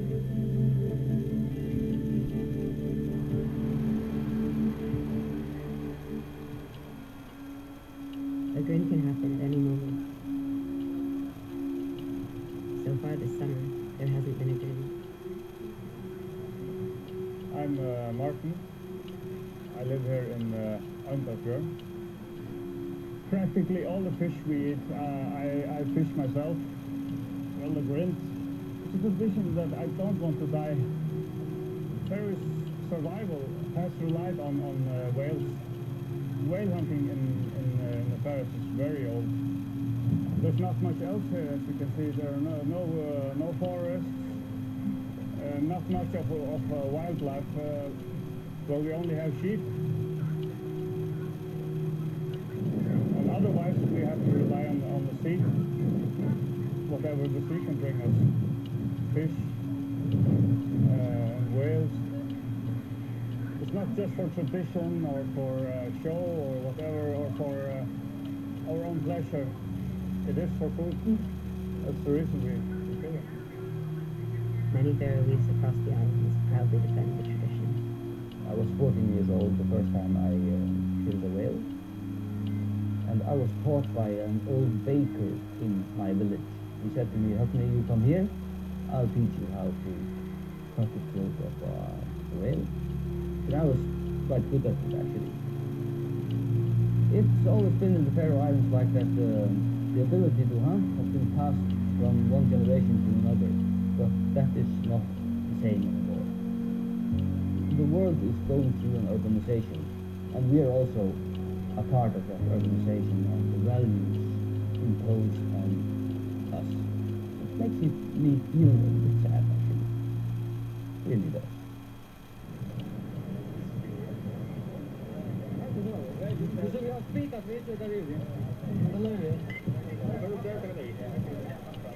It's more honest to go out in the oceans and provide the food that you need. It doesn't make sense for me to buy a tariff that's been sailed from a ship thousands of miles. I think it's good to hunt some pilot whales instead of doing something that is only pretending to be organic.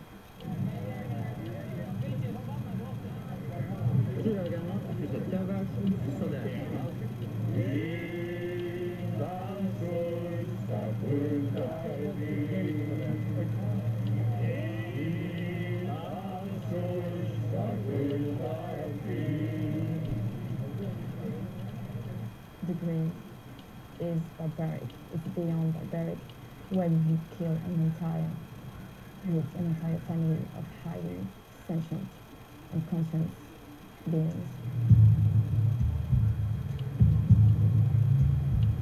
Sea Shepherd is a marine conservation organization. The objective is stopping the Grin, defend the whales this summer while we are here. My name is Lanya Isameli. I'm the leader of the offshore crew here in the Faroe Islands for the Green Stop campaign, and I'm also president of Sea Shepherd France. During the summer of 2014, hundreds of Sea Shepherd volunteers from around the world descended upon the Faroe Islands to attempt to stop the Grin. They called their campaign Operation Green Stop. If we were to see pilot whales, we would try to make sure that they don't come anywhere close hunting day. We spotted pilot whales in the fjord. The forest people might ride them in a Grin.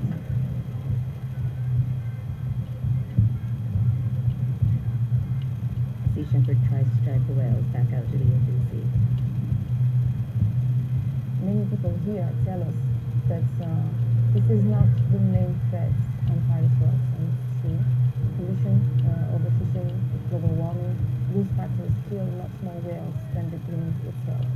But at the same time, these are things that are very difficult to stop. What's happening here is something that's easy to stop in a way. It's a matter of will. If we cannot stop willingly killing how this works. I don't see how we have any chance to stop the accidents or slaughter that's being provoked by all the human actions.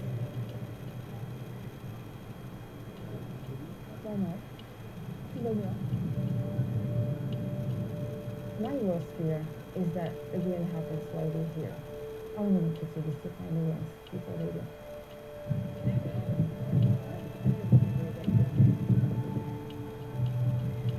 Another day of Marine Day. Oh, there you go. We stayed with the pilot well for a while until they actually got away from the fjord. Now they are back out and they are safe, out of the ferry and at the well field at least. Pilot whales are very social creatures. They have very strong. As Sea Shepherd's campaign continues, tensions begin to. Next year you're not coming into this country. Okay, you You are not activists, you are terrorists. Okay, that's your opinion. Fuck you.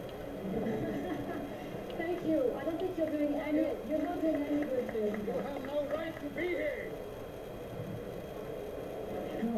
Thank you, Lord. Meanwhile, the Faroese feel the ire of Sea Shepherd's vast army of online supporters. Are you proud of yourself for sitting on a whale? You should be ashamed of yourself supporting those murder, you stupid fuck. Then come here, you're sitting watching for a bloody whale war every day, but there's no thing like that. We have a lot of animals here. We kill them then ourselves. A lot of people living in big countries, they go to the grocery and they see a picture of a smiling pig or something like that, and they buy it and think it comes from a smiley pig. That's not the reality. It's a pig standing in a fucking iron cage all its life. And this whale has a long, good life, then we kill it. I think that's more humane than having a cow never seen sunlight or grass field or anything like that.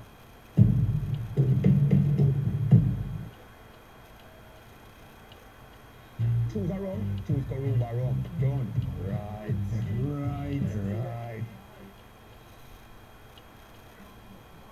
Something like that. Det var nog passat.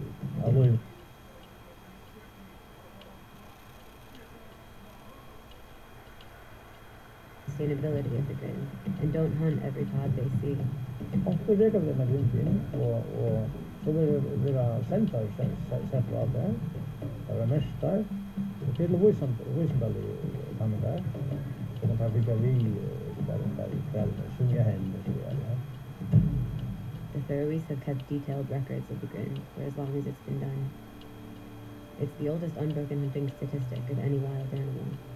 The meat is distributed according to us. To depend on we can't accept that the world goes in a direction that we can't do something. That's as simple as that. To put things in perspective, the Faroe Islands has a population of just under 50,000. Paul Watson, the founder of Sea Shepherd, has over 500,000 followers on Facebook alone. I don't give a damn about people's cultures, their race, their ethnicity, or their nationality. If you kill whales illegally, we're going to oppose you. Not surprisingly, the Faroese feel underrepresented in the online debate surrounding their lifestyle. Specifically Sea Shepherd, they give a completely wrong picture of us. It looks brutal and there's a lot of blood in the sea, but it's only emotions, and they use it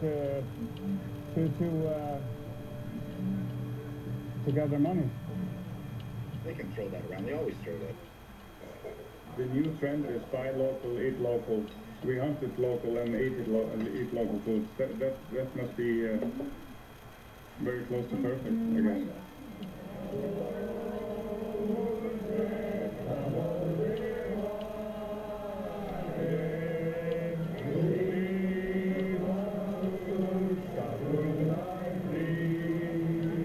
You are from the Sea Shepherd. Now you're lying. Oh, they're undercover. It's okay. We don't try to kill them. We just kill them to eat. We have to eat something, huh?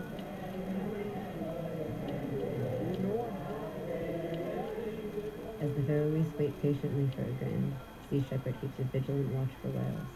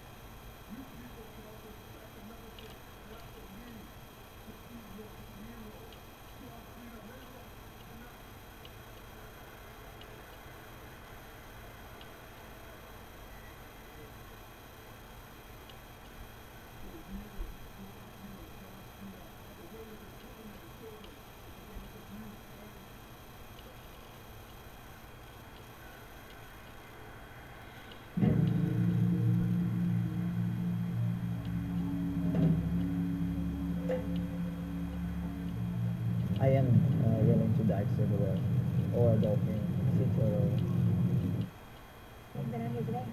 I've been out here since 8 o'clock. Yeah. These guys have to make sure if they spot any whales that obviously they can either bring them in here or they can take them down the fjord. So this is a very dangerous spot for us just because they're so close to the open ocean. And This is where you'd be really good to spot them before they do. yeah. Because you were telling me how it's not for entertainment and not for, but it's like that rush, like that dopamine kind of blast. It's like the people get from those violent video games and sexual weird. It's a weird stuff. Like I keep on so worrying about kids that are doing this like Grand Theft Auto or whatever. Like what do they think normal, relationships are? Like pretty soon, you're hurting animals, you're killing people. I just think it's. Sea Shepherd set up a press conference with Pam Anderson to open a face-to-face debate with the Faroese on the issue of the Grin. And there's so few brutal things like this happening in the world that I think that this is just the bullfight of the sea. So I don't understand if it's not for consumption, it's not a commercial industry, that it's that it's not for survival. Then what is it? What is it for? Is it fields of grits? A bit like a sport. It is for consumption, and I thought I would bring something to you, but I did it not be appropriate. No, I'm vegan. You mentioned bullfight. No one here in the Faroe Islands, or any country, would like to call it bullfight. Paul Watson, the leader of the Sea Shepherd, has described us as Nazis. How is your attitude to that? He's a very passionate man. He's very poetic. He's trying to explain in a poetic way, and also in a way that people can maybe respond to. I haven't met one person in the entire world that thinks this is cool. It's just a primitive. Are you calling the people of the Faroe Islands primitive? This specific thing is very barbaric. The Faroese fiercely defend their right to live off the natural resources of their islands, but the tradition of the Grin might be in danger for reasons unrelated to Sea Shepherd's activism.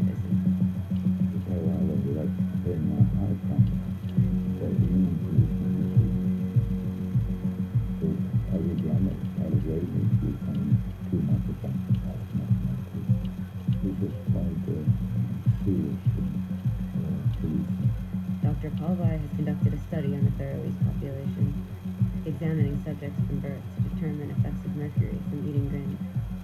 He follows up on his subjects in regular tests throughout their lives. We saw mercury as a negative impact on the memory, reaction, and language.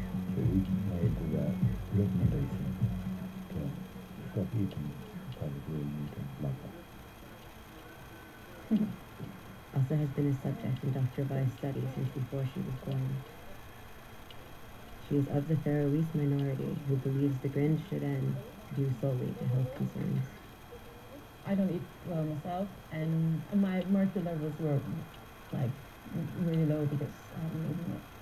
And I don't think there's anything wrong in how we do it, because it's humane and it's sustainable and everything, but because it's not food anymore, then I don't see any point in doing it.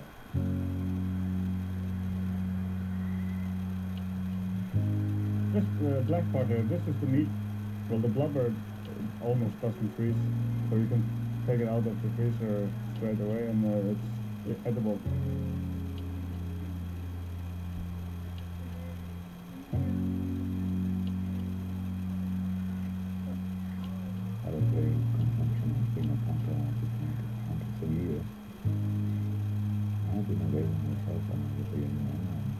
Sometimes you have to do things out. The weekly recommended amount is around what we just ate there. The pregnant women shouldn't eat it at all. A lot of people reacted in a way that they said, well, we don't want to eat it anymore.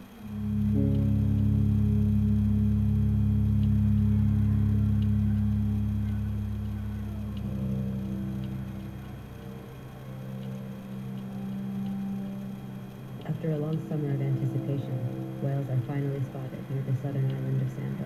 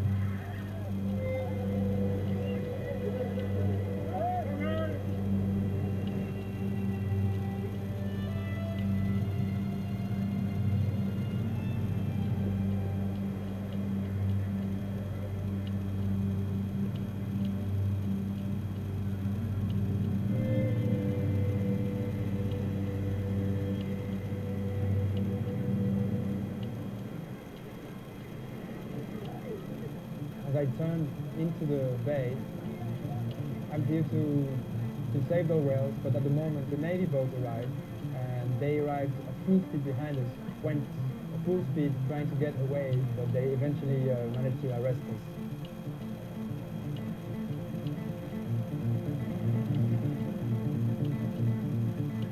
What we have seen there was that there was a big crowd of various people. Some of them were just clapping ironically at us, some of them, most of them were laughing, most of them were happy that we got arrested. And at that moment, I was really close to actually cry, I can say it. And I was thinking, you know that the world is upside down for several reasons, but at this point, it's clear, it's the ones who are trying to save lives are handcuffed and arrested by the police, and the ones who are killing animals are free to do so and protected by the Danish government.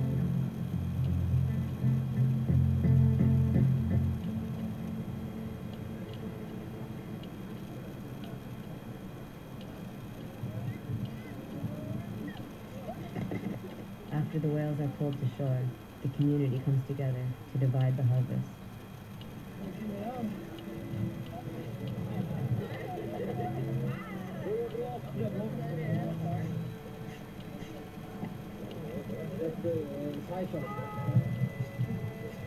And then they tell how many people divided, and the boats were bound to get more. These records of the Grand will join the others in the archives.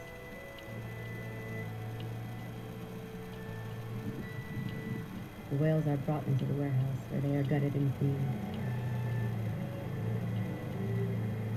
Teeth samples are taken for scientific studies.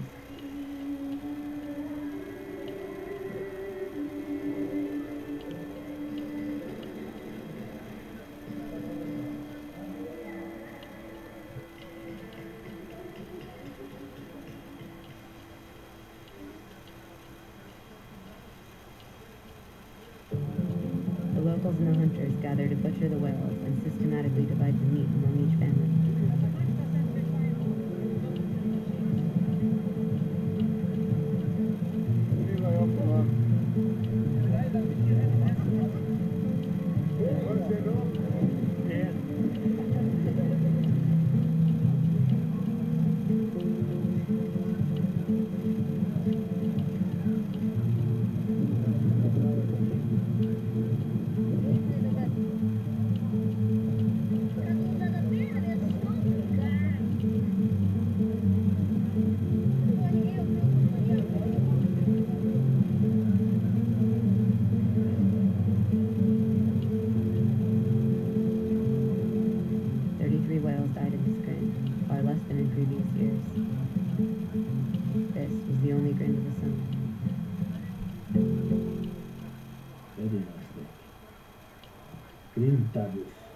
This you can do anything. You fry it, oven, grill.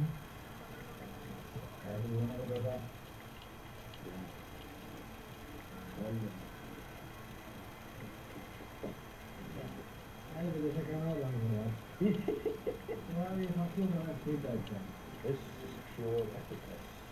The sea chef that all got caught, I was like, fuck yeah, I'm gonna shout victory and open a bottle of champagne. Really?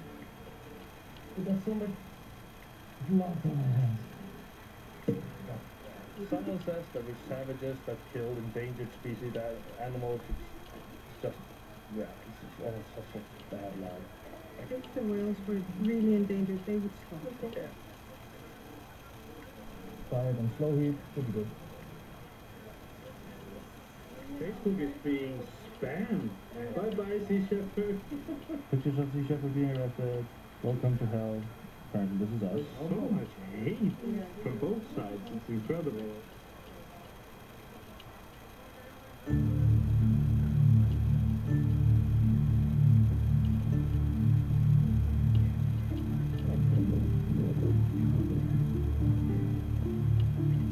The Sea Shepherd volunteers spend the night in jail.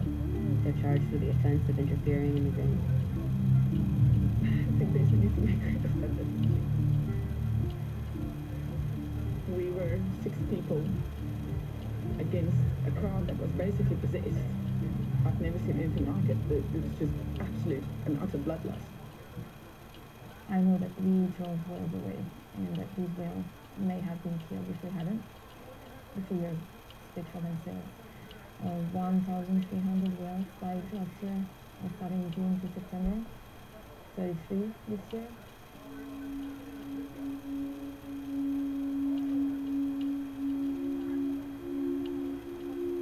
From what I can read in social media, that they would think that there are 45,000 barbarians here, which is really not the case.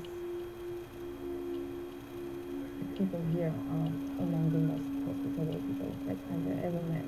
Even some of the guys who kill whales are very nice people. I still think that the green is barbarian and useless, but I may have changed my perception of why it goes on. I think that the majority of the people who do it just do it out of habit, and it goes back centuries. There are so many traditions here, and I'm just hoping that the day will come where the Faroese people will realize that it doesn't make them less Faroese to drop this one. Young people especially, they got really interested in grimp now. Now we have something to, I wouldn't say fight for, but we have a common enemy, you know? We are forgetting what it is to be Faroese. We live so far away from everything else. We live in the middle of nowhere. To me, I think it's important. to remember where we're from and what we are. The things that we are seeing is maybe kind of a symptom that the urban way of morality is like being imposed upon a lot of smaller cultures in the world. And why that is, I don't know, maybe because of globalization and things like that.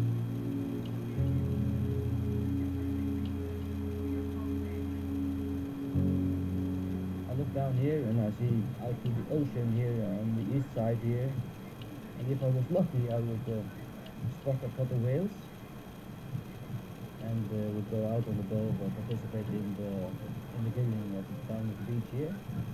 And I can see my house, I can see the old hospital where I was born in 1968, and I can see the graveyard where I'm going to probably be laid to rest.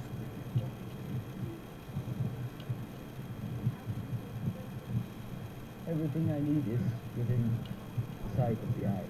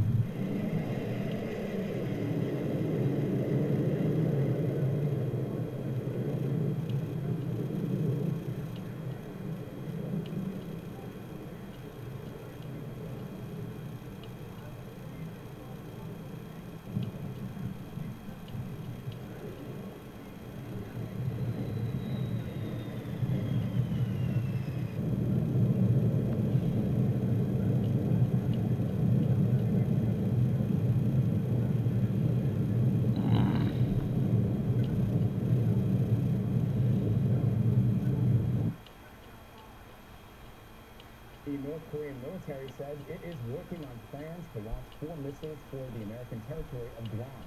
President Trump pledged an unprecedented U.S. response if that happens. The small Pacific island has about 6,000 troops stationed there. It has an overall population of more than 160,000 people. Guam is also considered one of the most strategically important U.S. locations in the region. This news is the only network to gain access to Andersen Air Force Base. I traveled there several weeks ago for CBSN on assignment to see the preparations for a potential clash with North Korea. We arrived here at Andersen Air Force Base in Guam. This wing is considered a power projection platform. We're about 2,100 miles away from North Korea, but that doesn't really matter because this base can accept assets from anywhere in the world and launch them and take the fight to our enemies. This base has the largest stockpile of fuel and munitions in the Air Force, can respond to threats from the Middle East, Asia, and across the Pacific. Colonel Sam White has spent his career here among these bombers. In a worst-case scenario, how quickly can this airfield get up to speed? So we stand ready to respond to a wide range of things that the President's that's the reason why we have the continuous power presence mission, was to give the President of the United States sovereign options against threats to the U.S. So we're ready to go. And they've had to prove that multiple times in recent weeks. On July 29th, the day after North Korea's latest successful ICBM launch, 2 U.S. B-1 bombers took off from this airfield and flew over 2,000 miles to the North Korean border in a show of force. The B-1, also known as the Bone, is capable of carrying more arms than any other bomber in the Air Force. And as its air crews can attest, it's also among the lightest. Especially being out here, because you get to feel the rumble of it.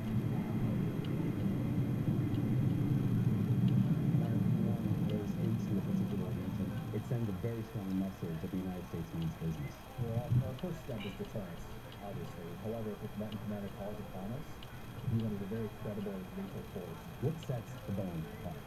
I think it's 3 things, and it's all 3 of them together. Speed, persistence, and payload. So if we can get where we're going fast, we can then stay there for a long time, and we bring a lot of bombs with us. You're looking at what airmen call phase 80, stretching along this road about half a mile, 15 million pounds of net explosive conventional munition. They're built by the 36th Munition Squadron. Each of these bombs are 2,000 pounds. The Henry Craig machine is out about 8 minutes and be building. And which one are we building? An advanced penetrator, often referred to as a bunker buster. They can actually penetrate concrete, reinforce the line. What kind of force are we talking about? When you say, 2,000 pounds, what kind of devastation is it? If anytime we go to velocity, we always try to run safety evacuate quick on that. Due to North Korea's difficult mountainous terrain and deep bunkers, these types of munitions could be of vital importance in the event of a conflict.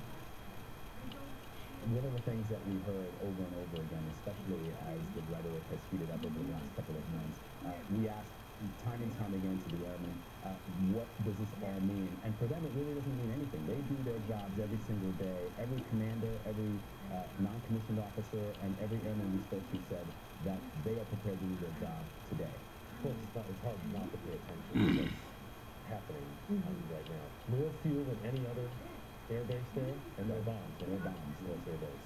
And that is where the B-1 is strategically deployed to the Korean Peninsula, but they need KC-135s to refuel them. We had an opportunity to go up where you see a KC-135 from the Arizona National Guard. They took us up to see that refueling process. We also had a very, really fascinating look at the Air Operations Center in Hickam Air Force Base in Hawaii. General T.J. O'Shaughnessy took us in there. There they can monitor any threat to the Pacific Theater in real time, 52% of the world.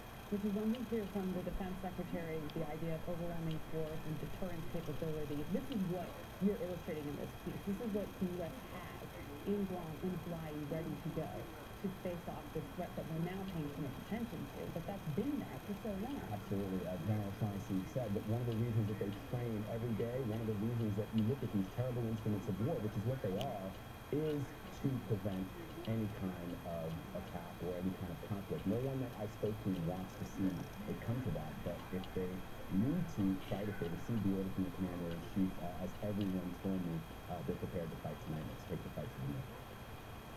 Further look inside. Yeah, amazing that you got that access side too. We were very fortunate that the military, the Air Force specifically, allowed us that access. They're not doing it now. now. Yeah, exactly.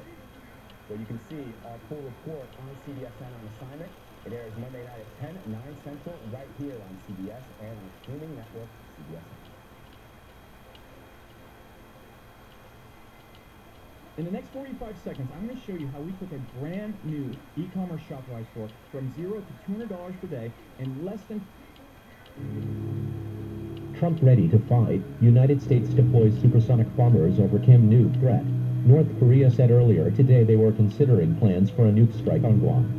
But the United States hit back with a swift response, dispatching its deadliest aircraft to Kim's doorstep.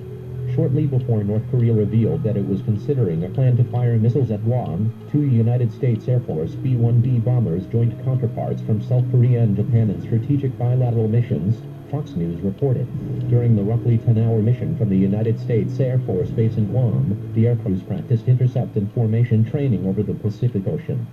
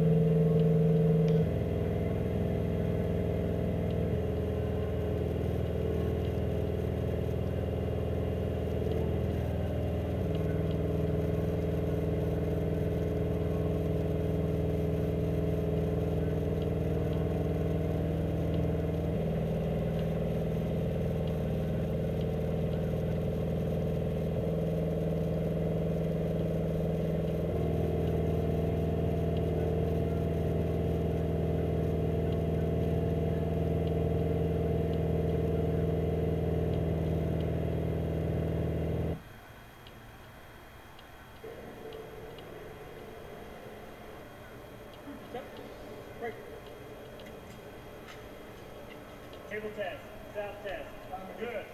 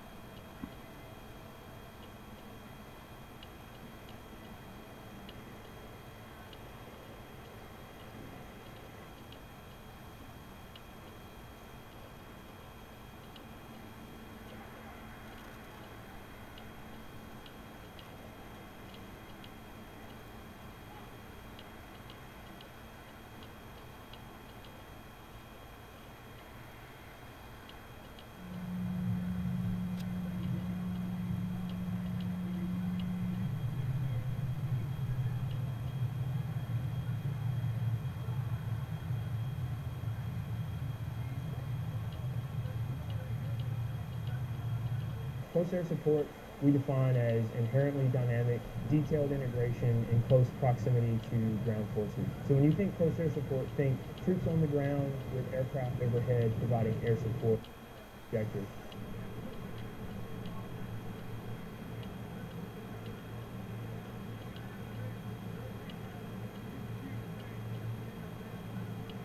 Go into combat, not only step out the door and take that situation or our responsibilities lightly at all.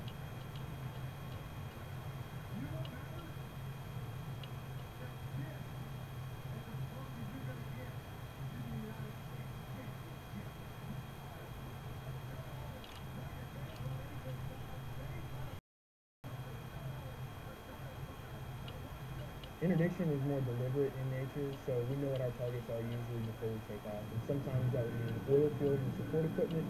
Sometimes that would mean a headquarters or a comm bunker or a weapons cache of some kind. This is the first time in 10 years the B-52 has seen combat.